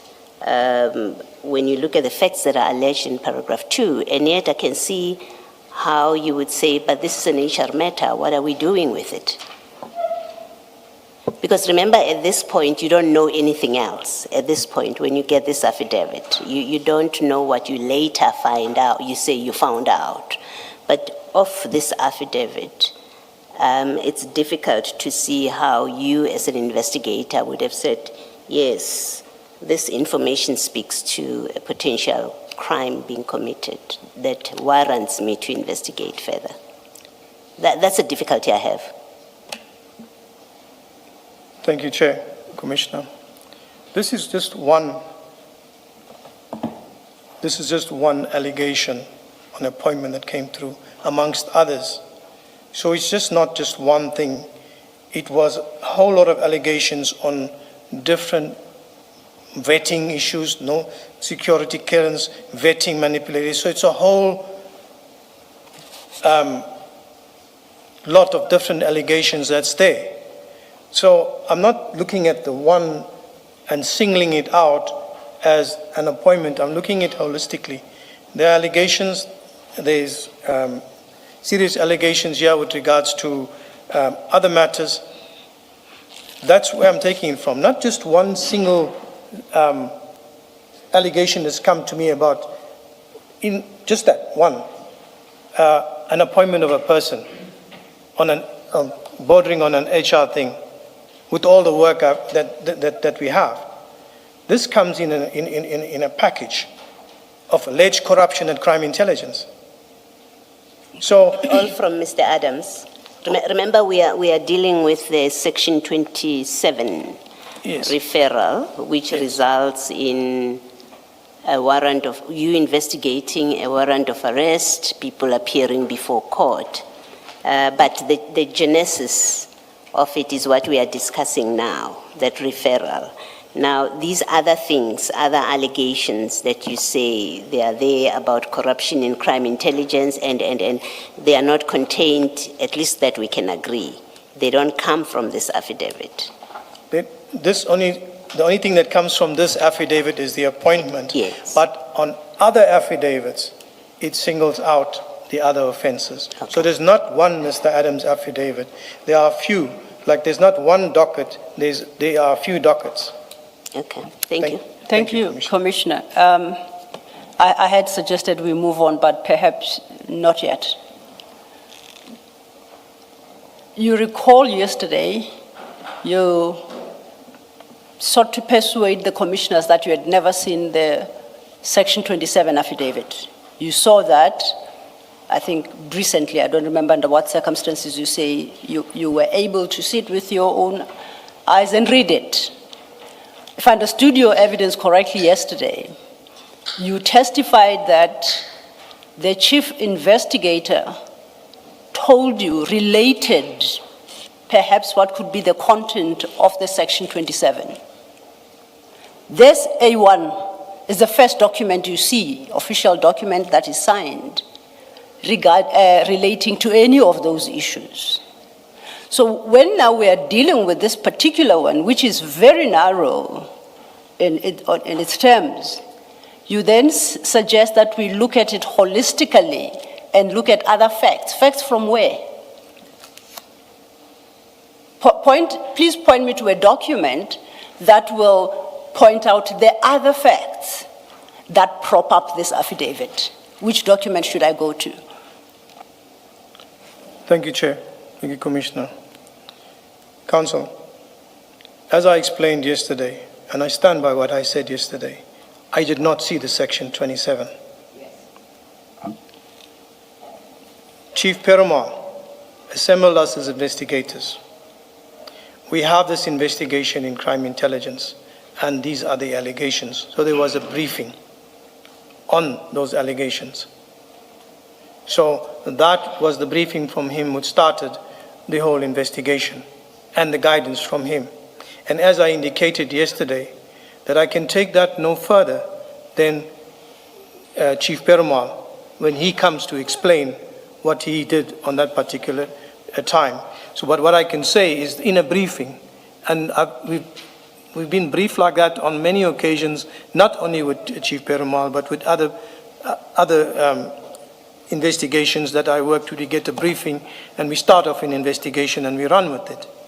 But there is a difference on an ordinary detective working on a police station and an ordinary policeman working just your normal duties, where you go, you open a docket, you register the case, you go, you arrest the person, you take him to court, etc., etc. Whereas with us, there's this, as I say, the procedure that came through until it came to my level in the criminal investigation side under Chief Perumal. And as I said to Commissioner, that this is one affidavit of many. So when it was spoken about, various affidavits were taken for the different allegations. And as I said, there was more than one docket. Yes. So that's as far as I can take Here's it. my challenge, and I think you will have to make a decision. Either you read this A1, which is the first statement in your docket. Either you read it in the context of another document, the only one I can think of is the Section 27 affidavit. But as you correctly point out, you testified that you said you've never had sight of it. You only had sight of it recently. I have got no basis to gainsay that. So I accept what you say. You didn't see the Section 27. But I want to know the document that precedes this one, this statement, that you took into consideration to understand that the issues are bigger than just employing that civilian. Which document is that? Sorry, if I may finish, I do apologize. I know I'm aware of the various other statements in the docket, but they all succeed this document. They come after this document. So they are not relevant for purposes of my question. The only other document you'd have taken into consideration is one that either came into existence at the same time as that one or preceded this one that we have. What document is that? Thank you, Chair, Commissioners. Here's my response, and which I've said before, that there's no other document, and I said the Section 27, I had no insight into it. The briefing from Chief Perumal on the investigations and what has been done there and what we need to do moving forward. These are the allegations. There are dockets that were opened in Cape Town. There were dockets opened here. These dockets are with the inspectorate. Okay. So the first was to retrieve the dockets. And on the basis of what is being said, the investigation starts where we request documents and subpoena documents, and where we identify witnesses, we start from there. Okay, I'm happy to park it there for now. We will come back to the point you've just made. But you remember, I'd said this is my starting point, and I'm going to tell you what my end point is. And then we go back and we walk the steps to my end point. My end point is as I said, the file 6 open before you, page 2373. That is the affidavit you deposed to when you applied for the arrest warrants of these panel members, that panel that was headed by General Khumalo. Now, it runs from page 2373 to page 2401. It's quite an extensive affidavit, and I see it is dated at 2401, 24th of June 2025. Page 2401. That's correct. And you confirm that's your signature? That's my signature. It's dated 24th of June 2025. That's correct. You recall that our A1 statement is dated the 6th of January 2025. That's correct. So we've got like a 6-month run to get from start to finish. That's correct. Now, looking at this document, you deal extensively with the unlawful appointment. You then, if you turn to page 2380,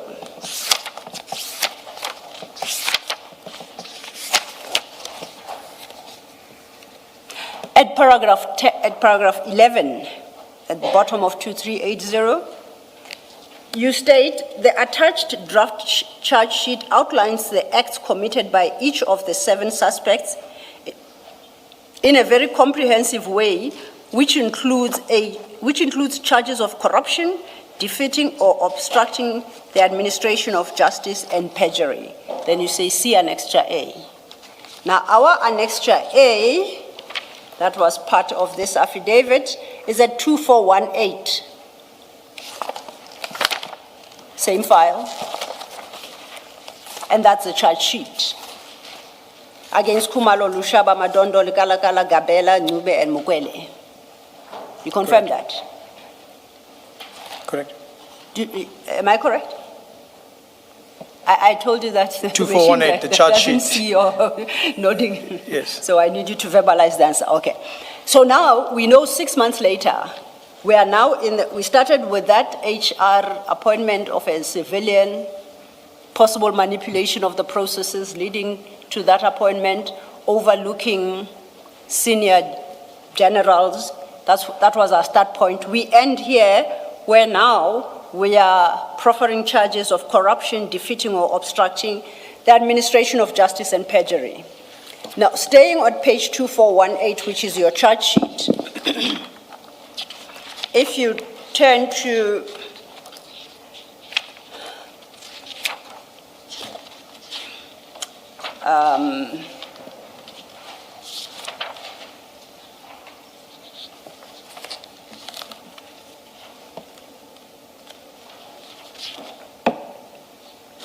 if I may just find my place.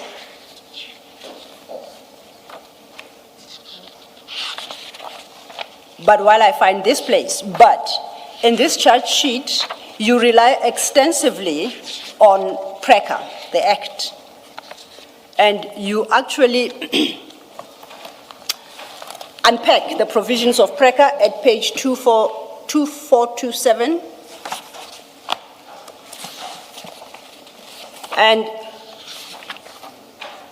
it states, this is under your... Sorry, sir. Yes. Can you please state what PRECA is for the record? Prevention and Combating of Corrupt Activities Act, number 12 of 2004, PRECA for short. And you introduce PRECA from page 2426. You quote from the preamble of the Act, and then you quote section 1, and in particular the definition of gratification. And at 2429, you quote the provisions of section 3. At 2430, the provisions of section 4.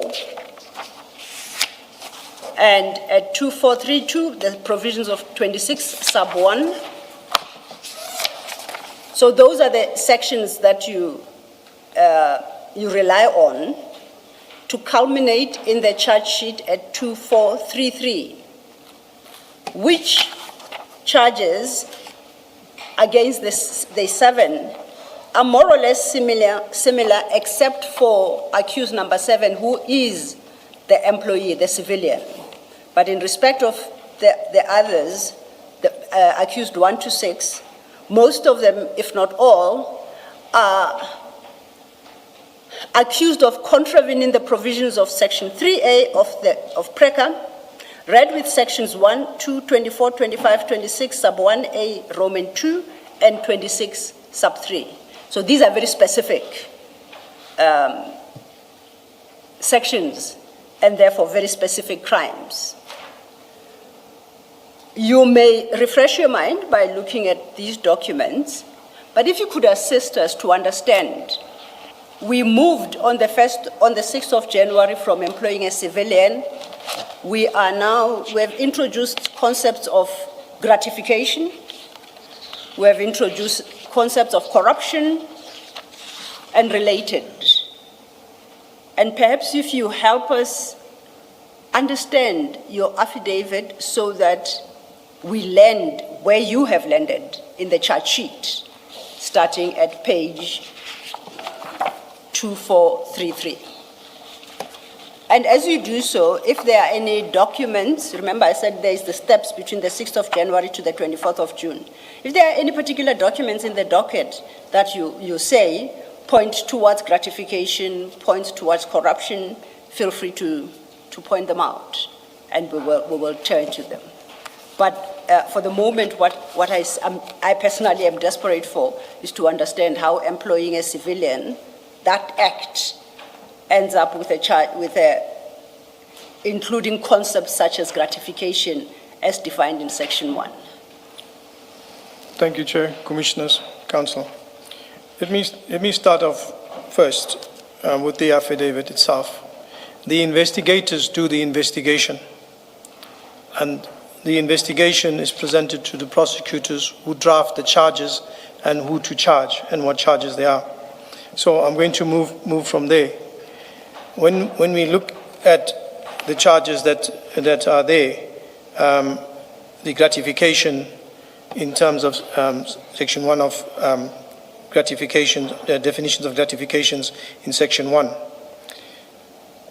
And it describes what a gratification is. That is an offer of employment, agreement to an employment. So this deals with the employment of a person which falls under the definition of a gratification in terms of PRECA.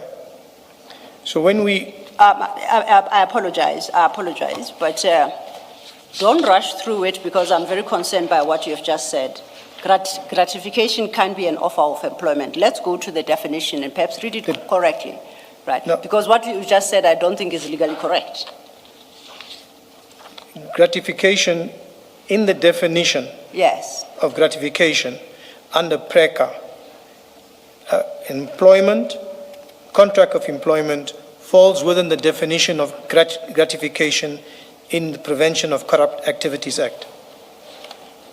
Refer to your page 2427 and let's read it correctly because you don't want to create the impression that offering somebody, giving somebody an offer of employment constitutes gratification. No, that's not what you intend to say.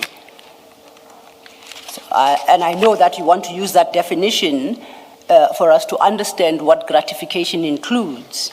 And that's why I said this was what, June 2025. So read and reacquaint yourself. And then let's try again. Yes. Where are you referring to me? 2427, your page 2427. That's where you give the full definition of gratification. Thank you. Yes. Chair, PRECA in Section 1 defines gratification as including money, whether in cash or otherwise, any donation, gift, loan, fee, reward, valuable security, property or interest in property or any description, whether movable or immovable, or any other similar advantage. The avoidance of a loss, liability, penalty, forfeiture, punishment, or other disadvantage.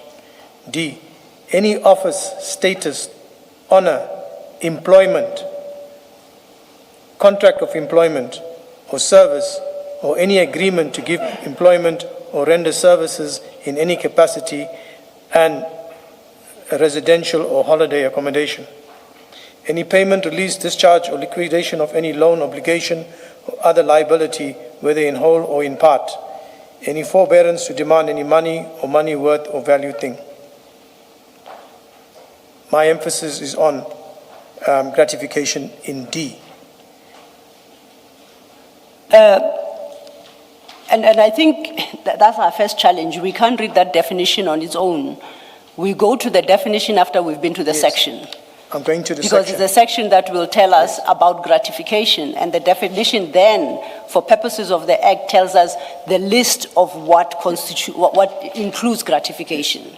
So gratification is not the act of giving somebody employment.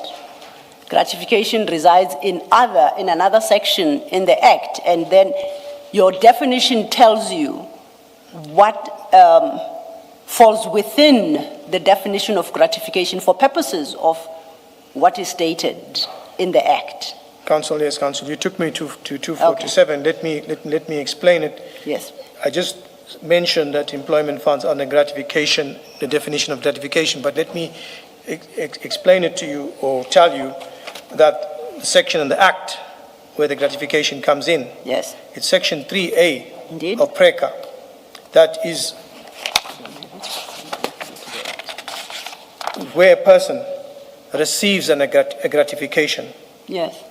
Section 3A, where a person receives a gratification, and that gratification, as I said, is defined in Section 1 under the definition of gratification, which is employment.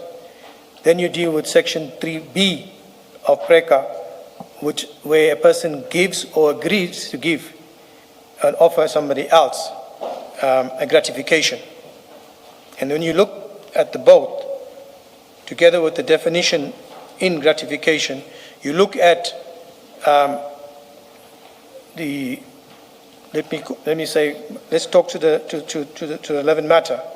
The person that was employed, she received a gratification. When we looked at the remainder of the accused, they gave her a gratification.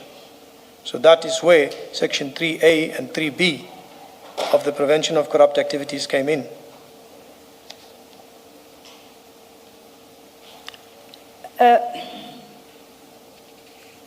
Does your answer perhaps not lie in Section 3? Part of what you have just said, but read with, do you have the PRECA Act with you, before you? You Yes. don't? Because I think there are some parts of Section 3 you are skipping.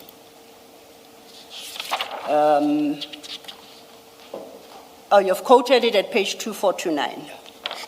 I'm reading it from your You have quoted it in your 3429. affidavit, page 2429. 2429. That's where Yes. I'm reading it from.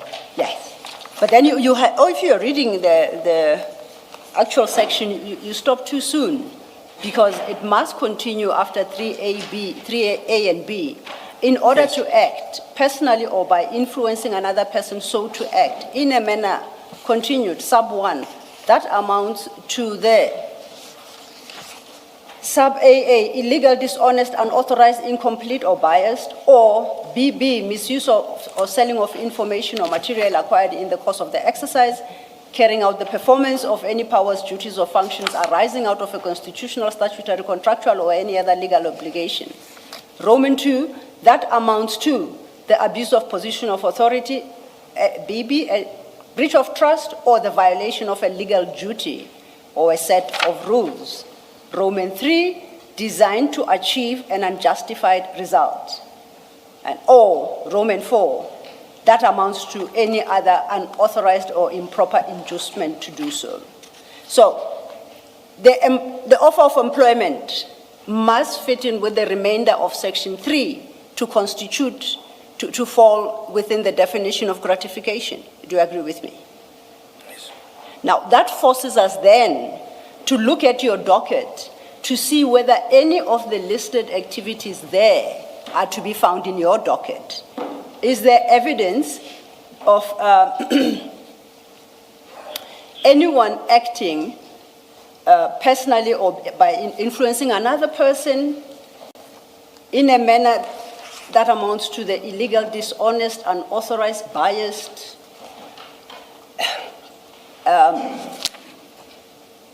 acts that amounts to the abuse of position, any one of them? Is there such evidence in your docket? Will we find it there?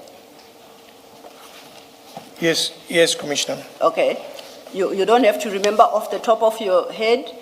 We will look for it overnight. But then if you could just tell us the nature of the documents that provide that evidence in the docket.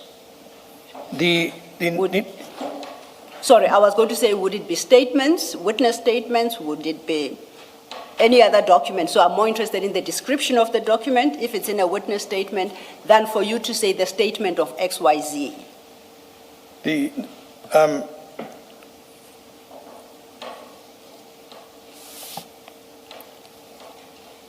panel that gave the gratification Yes. to the Mukwele,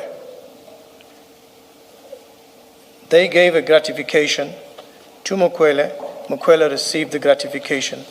The gratification that she received was the employment, which was not due. The investigation and evidence that we looked at the documents, we looked at the application, and where we could clearly see that the applicant should have not been appointed. There was manipulation. When we looked at what did she received the appointment, what was she going to be given in return? In return, the post that she applied for is a very powerful post. So in terms of the act, the giving back or return for the gratification does not have to be immediately. It can be at some other time. And given the situation that she's appointed in a very powerful post, and the chairperson of the panel, who was the commander of that whole section. So, although it was not given immediately, it is said at any given time. So he held a position of power over her. Colonel, in I that think appointment. you're missing the point. And sorry to interrupt. No, by all means, Commissioner. The point here is that accepting for a moment that employment is gratification, you must be giving that in order to influence the other person to do something illegal. Yes, sir. Because reading that section, it says, in order to act personally or by influencing any other person so as to act in a manner that amounts to illegal, dishonest, unauthorized, and all of those things. Now, in this case where your offer of employment and contract of employment says your job is to provide services to the South African government, because we have the contract of employment here commencing 1 November 2024. Yes, and sir. it says, when you get into this role, you must provide these services to the government. So it's in that context that the question is asked. So it can be that she's going to give something in the future, because her providing a service or a labor to her employer, that's not what the section contemplates and what the definition contemplates. It contemplates that in return she must do something illegal, something improper, something unlawful. Yes, sir. That's what I'm saying, is that what she was going to do is not going to be done immediately, but what you're supposed to give back was not going to be immediately, but can be given at a later stage because of the position that she was appointed in. She was going to do something illegal. Correct. Some years later. No, we do not know when that would be. But Precisely the problem. Because you don't know, that's precisely the problem. That's precisely the problem Yes. with this. That you have you formulated a charge, you got a warrant of arrest, you got people arrested, you have people appearing in court, and continue to do so on the basis of something that you say, and rightly so, fairly so.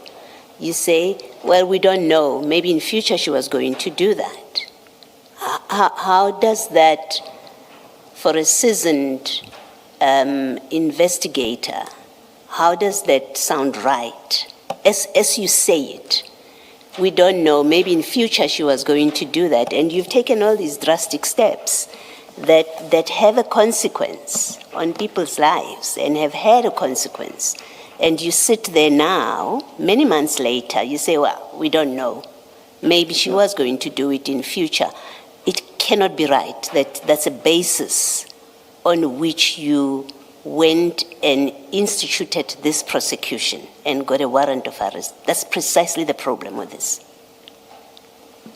And my concern, Colonel, is that the date of the offense is listed in A1 and the supporting annexure as October 2024. But she signs the contract of employment in December 2024. So 2 months after the date of the offense. And the effective date is 1 November 2024. And if you are saying this offense, which amounts to acceptance of gratification, the material facts relevant to it, happened in October. But some years from now, we don't know when. We think it's in exchange of her doing something illegal. I mean, that's circuitous reasoning, which I just don't get. And let me be clear to you, we don't want to go into the merits of whether people are guilty or innocent. That's for the court. That's for the criminal court. What we are concerned with is, what was IDEC's motive? Was IDEC doing these things because they were influenced by politicians, or there was some ulterior motive, or they were acting contrary to the NPA Act? That's really what we're looking at. It's not our place to say people are guilty or innocent of a crime. That's for the criminal court. So I hope you understand that. But to get to that, my interest in particular, is what did IDEC do from the moment it received the complaint? Did it comply with statute? Did it follow correct procedures? And what was the reason behind how IDEC acted? And all these questions and what we elicit from you, we may have to draw inferences from those at a later stage. But just so you are clear, we're not focused on whether people are guilty or innocent of a crime. Can I respond? And I hope that assists you and you are able to come down, and when you respond to questions, it's with that in mind. Can I respond, And Commissioner? we've taken advocates the last time, but No, I did so because I could see that you were struggling with the second part of that definition of gratification. Commissioner, noted. What I've explained and what you've explained now, that what you are looking for is that whether IDEC was influenced in any way with regards to this particular matter. And that's where I'm saying that's where the emphasis was. But when we're going in deeper into the matter, and this single matter, we're going right into the merits of the whole matter. No, Colonel, we're going into how you conducted yourself in the lead up. That's what we're focusing on. So your affidavit, where you were asking for a warrant, that's the lead up. Yes. That's not in the criminal court people answering to charges. That's IDEC's conduct in the lead up. How did you deal with documents? For example, I asked you a question. Let me give you an example. I asked you a question earlier about whether the advert was, inviting people from outside to apply. And your answer to me was, you were not aware at the time, you became aware now. Now, I've read your affidavit, the same affidavit we're looking at, from June 2025. And in that affidavit, you say so, in so many words, that this position was advertised externally. So it means in June last year already you knew that to be the position because you put that in your affidavit. Again, that's the lead up. That's not what happens in the criminal court. Commissioner, if I could just stress the affidavit, part of it, and the advert. I did not say that it is now. Only get to know now. When the documents were subpoenaed and we got the documents, the whole appointment documents, the advert was there. So it was clear when we received those documents in February, March 2024. No, 2025. I just got to get the date right. When we received those documents, then the advert was there. All the applicants' documents were in the bundle. So there we saw it externally. And we also noticed that it was advertised previously too as well. Thank you, Commissioner. Thank you, Commissioners. You, just staying with the definition, I think you stated that this employee was to act illegally in the future in order for the employment to constitute gratification. She would have been, as I explained, and I did not want to go too much deep into the merits of that response. No, it's okay. I'm just testing. Yes. Did I understand you correctly? So basically, in so saying, you were indicating that if it is a quid pro quo, her part was not done yet. That part would subsequently come after the employment. That's yes, what you sought to whatever communicate. It would be would come yes. after that process. Right. It didn't have to be immediate. And I appreciate that you can't put a timeline to it. You don't know when. What I'm interested, sorry, ask me. No, carry on. Okay. So, and I say I accept that you can't put a timeline to it as to when it shall be done, when she will so act. Correct? I'm happy to accept that. At this stage, Commissioner, at this stage we could not say. Indeed. Yes. And I accept that. Yes. What I'm interested in is the act. What act was she to perform, to your understanding? When we're dealing with investigation as a whole and we look at what is there, it was the capture of crime intelligence, and we were still busy with the investigations on the other aspects with it. So I apologize to interject. I want us to take it a step at a time. The act that you suspected she would in time commit is the capture of crime intelligence. Yes. What is that?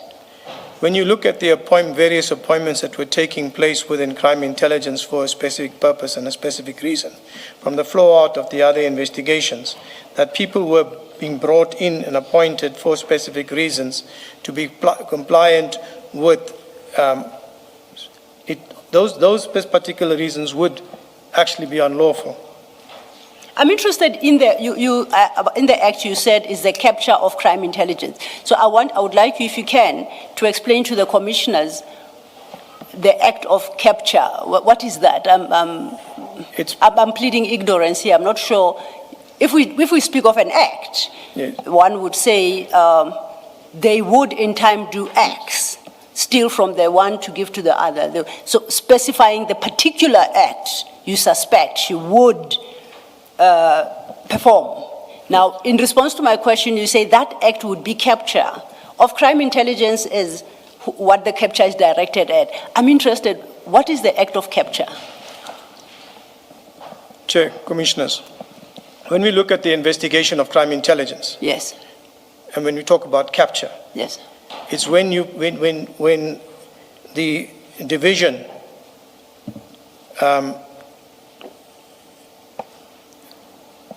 your people are placed in specific positions to do certain things. Now, certain things could mean tenders, manipulating of tenders. It could be giving out information on operations that are there. The applicant was the head of a very sensitive post, Okay. which deals with high-profile operations. When we look at the other appointments in terms of different places where people were appointed as commanders of the Secret Service account, and when we look at some of the other investigations which were properties, people are put strategically in place, and that's why we call it capturing of the unit, where you control every subcomponent and every person that's there that is pliant to do what you want them to do. That is more or less what we say capture. Can I just, I'm interested in her act, not the act of the collective. Interestingly, you didn't say the act would be to steal, for instance. You say the act would be to capture.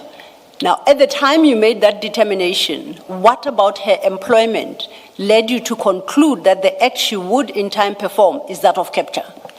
When you look at the investigation itself and the charges, we looked at, she applied for the post. Yes. Investigation revealed that she lied, misrepresented herself on that. The panel were aware of it.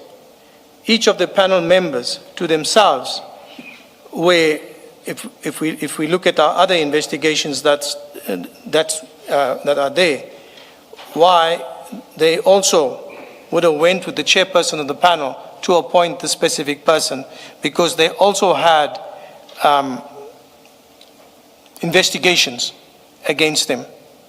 So to give you an example, when you look at one panel member, and I'm actually branching out into something that I didn't want to, but when you look at the first docket that we were investigating, that is the matter of General Lushaba and the alleged housebreaking, and where a classified laptop together with an iPhone cell phone that was stolen, there was no real investigation done there. However, General Lushaba was supposed to be charged, but he was not.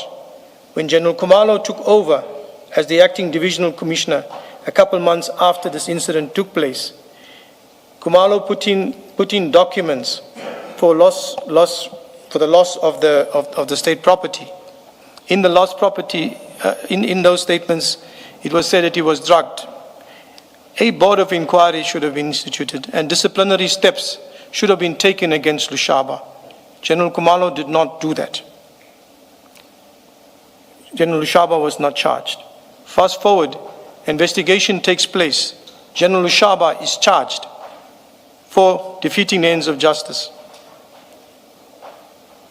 A disciplinary takes place and he's found guilty for the negligent loss of property, which is also that loss of property and the disciplinary is also that we are also still looking at, because a formal investigation was taken place directly after he reported that incident. And the general that investigated, who was tasked to investigate it, said he was a victim of being drugged by these ladies of the night. When we looked further into the investigation, which they didn't even look and probe at, we found that he was not drugged. So here you have somebody who's sitting there at Crime Intelligence with General Kumalo there, and General Kumalo is aware of it because he signs off on those documents when it goes to the loss management.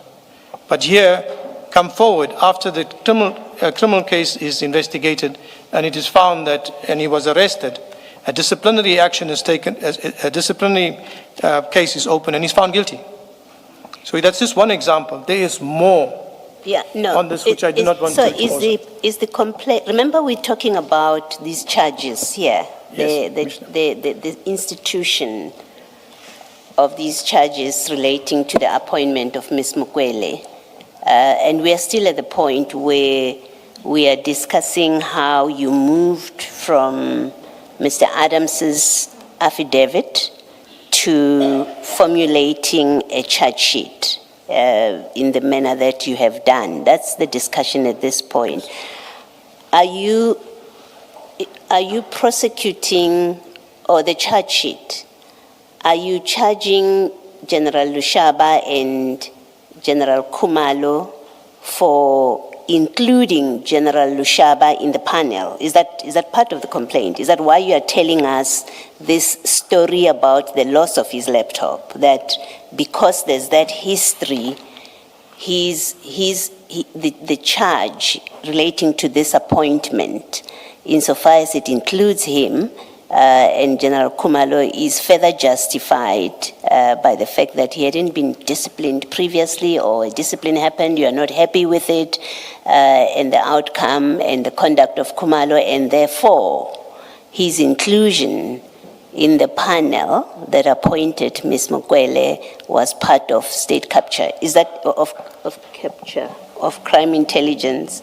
Is that the logic you say you have applied? No, the point I was trying to get across, sorry, Commissioner, are you done?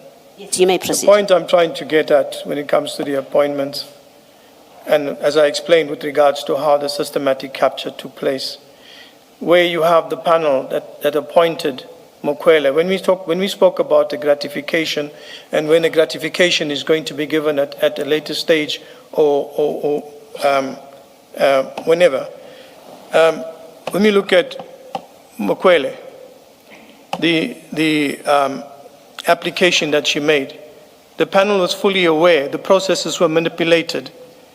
When you look at, and that's all in the documents, to appoint her. So she was, the appointment of Mukwele was clearly, one, fraud, and two, there was a gratification. I just wanted to understand the relevance of General Lushaba's loss of a computer and how that was handled to this case that relates to Ms. Mukwele, and in particular, your having concluded this is part of capture of crime intelligence, the relevance of that.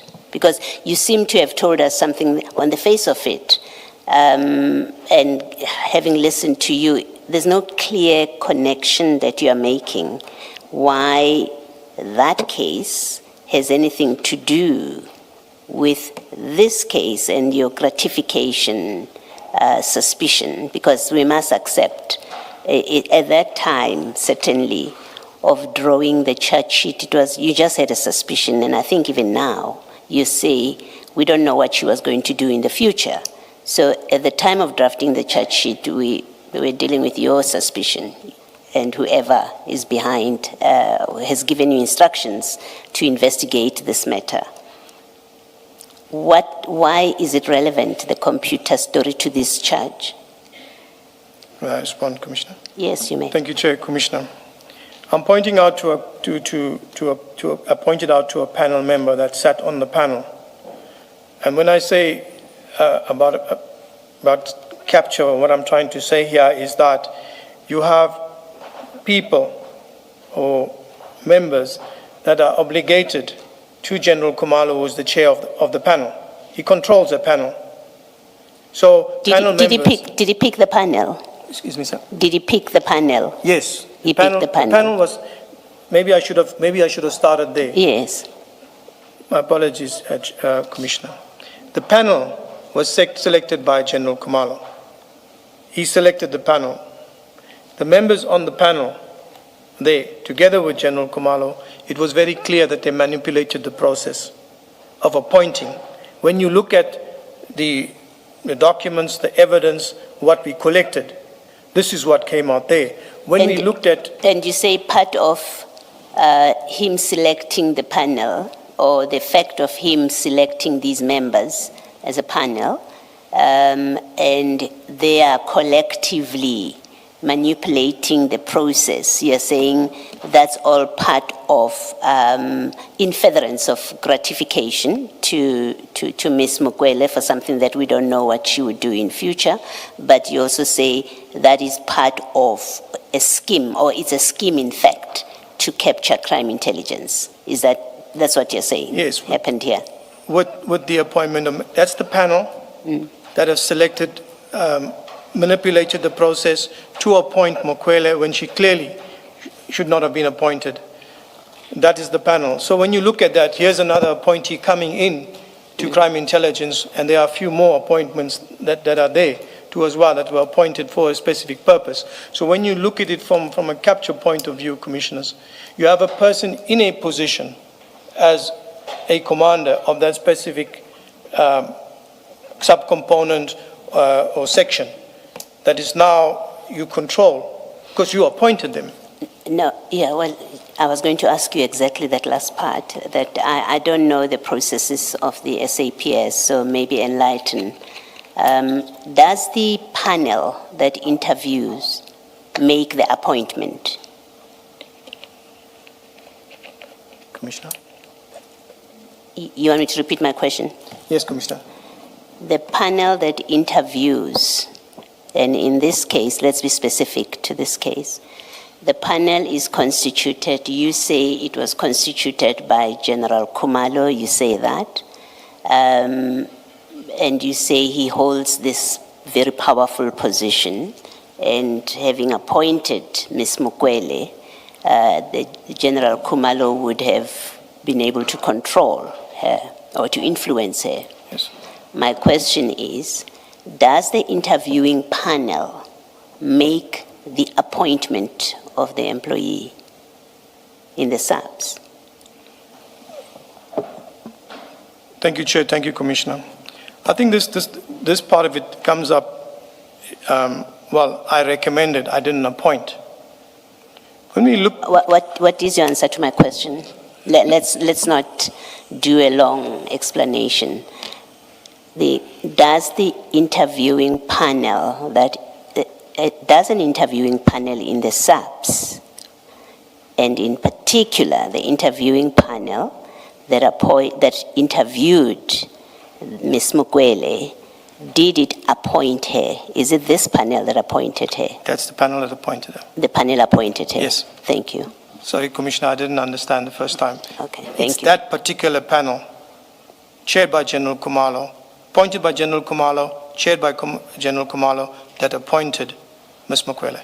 Okay, so they didn't make a recommendation to somebody else. And I started off by saying I'm ignorant about the SAPS processes, recruitment processes. So I come from a different field, which is you interview, you recommend, somebody appoints. You are saying, in this case, the very panel that interviewed her made the appointment.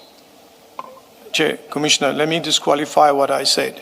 It's recommend, but that recommend for me, although it's recommend, it's a given that she's going to be appointed. Well, my question, let's go back to my question then.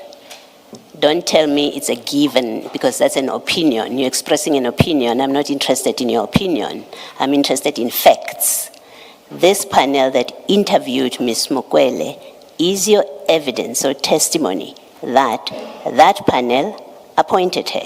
Because it's a simple matter. There is a letter of appointment somewhere, right? Or there's a minute somewhere. So we can verify that if we need to. But right now, I'm speaking from your knowledge because you're testifying and you took certain steps. So my question is simply this. Are you saying this panel appointed as a matter of fact and as a matter of law, because it has consequences, that she was appointed by the panel? Can I respond, Commissioner? That's what you say. Thank you. Thank you, Chair. Thank you, Commissioner.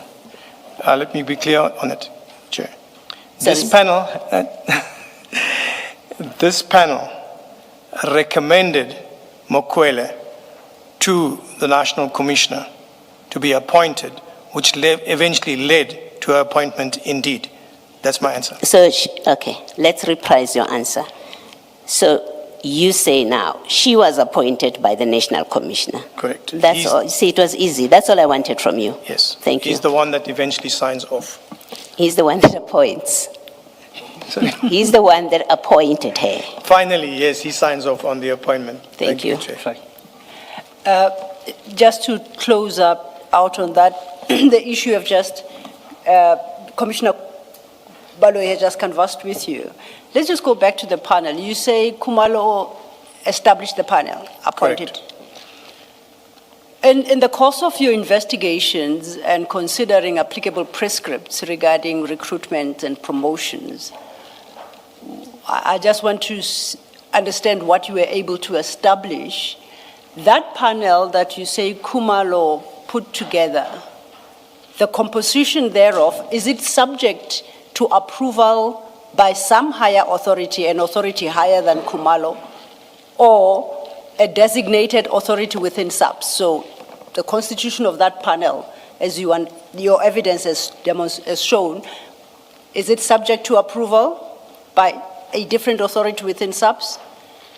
Secondly, if the answer is yes, was such authority obtained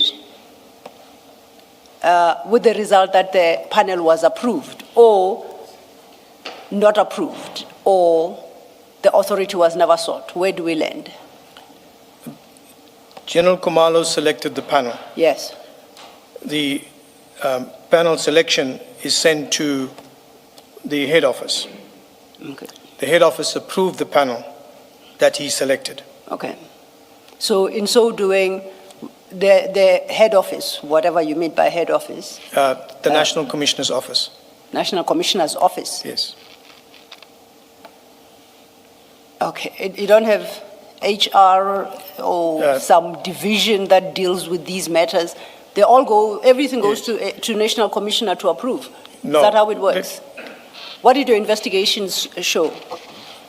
It goes to the HR department of the National Commissioner's office. So when I say National Commissioner, it's that specific department that deals with it. What is the HR office of the National Commissioner's office?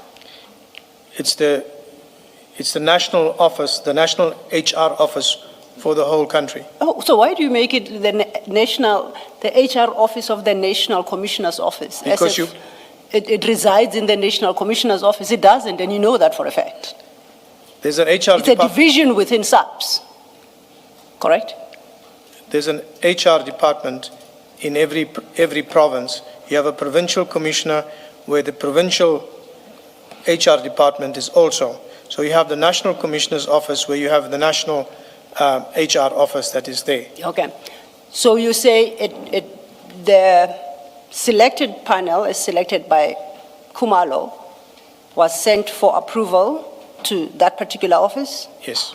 And that complied with the prescripts, applicable prescripts. It complies with it. Was approval granted to the best of your knowledge? Approval was granted.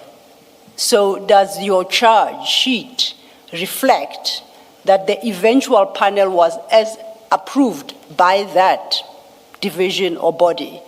Does your charge sheet take into consideration that approval, or that approval becomes irrelevant because it was Kumalo who selected the panel and put it up for consideration with the result that it is approved or rejected? When it was stated that it's actually meant that Kumalo selected the panel Yes. himself. Yes. And it was sent up to the HR department of head office, which was approved. Now, whoever was approving, did they have the power to disapprove or reject some members of that panel? Do they have any powers, to your understanding, or is it to rubber stamp and it just goes back and they work? The document that is said, they will compile a document, General Kumalo in his office. Yes. So this is the panels that I've selected. Head office will receive it, they either approve it or turn it down. Yes. When they respond, they say, your information note or your correspondence dated so-and-so, the panels are approved. Okay. Now, the approval, if it were granted, what effect would it have on the validity of the panelists selected by Kumalo? Would it have any impact at all? Well, if the panel is approved by head office, it's approved. It's an approved panel. Okay. So that means the recommendations given by Kumalo is approved by head office. Okay. Chair, I see it's gone 4, 16:09. I'll be moving on to a different topic, so this might be an opportune moment to stop. Thank you. Let's adjourn and resume at 9:30 tomorrow morning. Thank you, Chair. Thank you.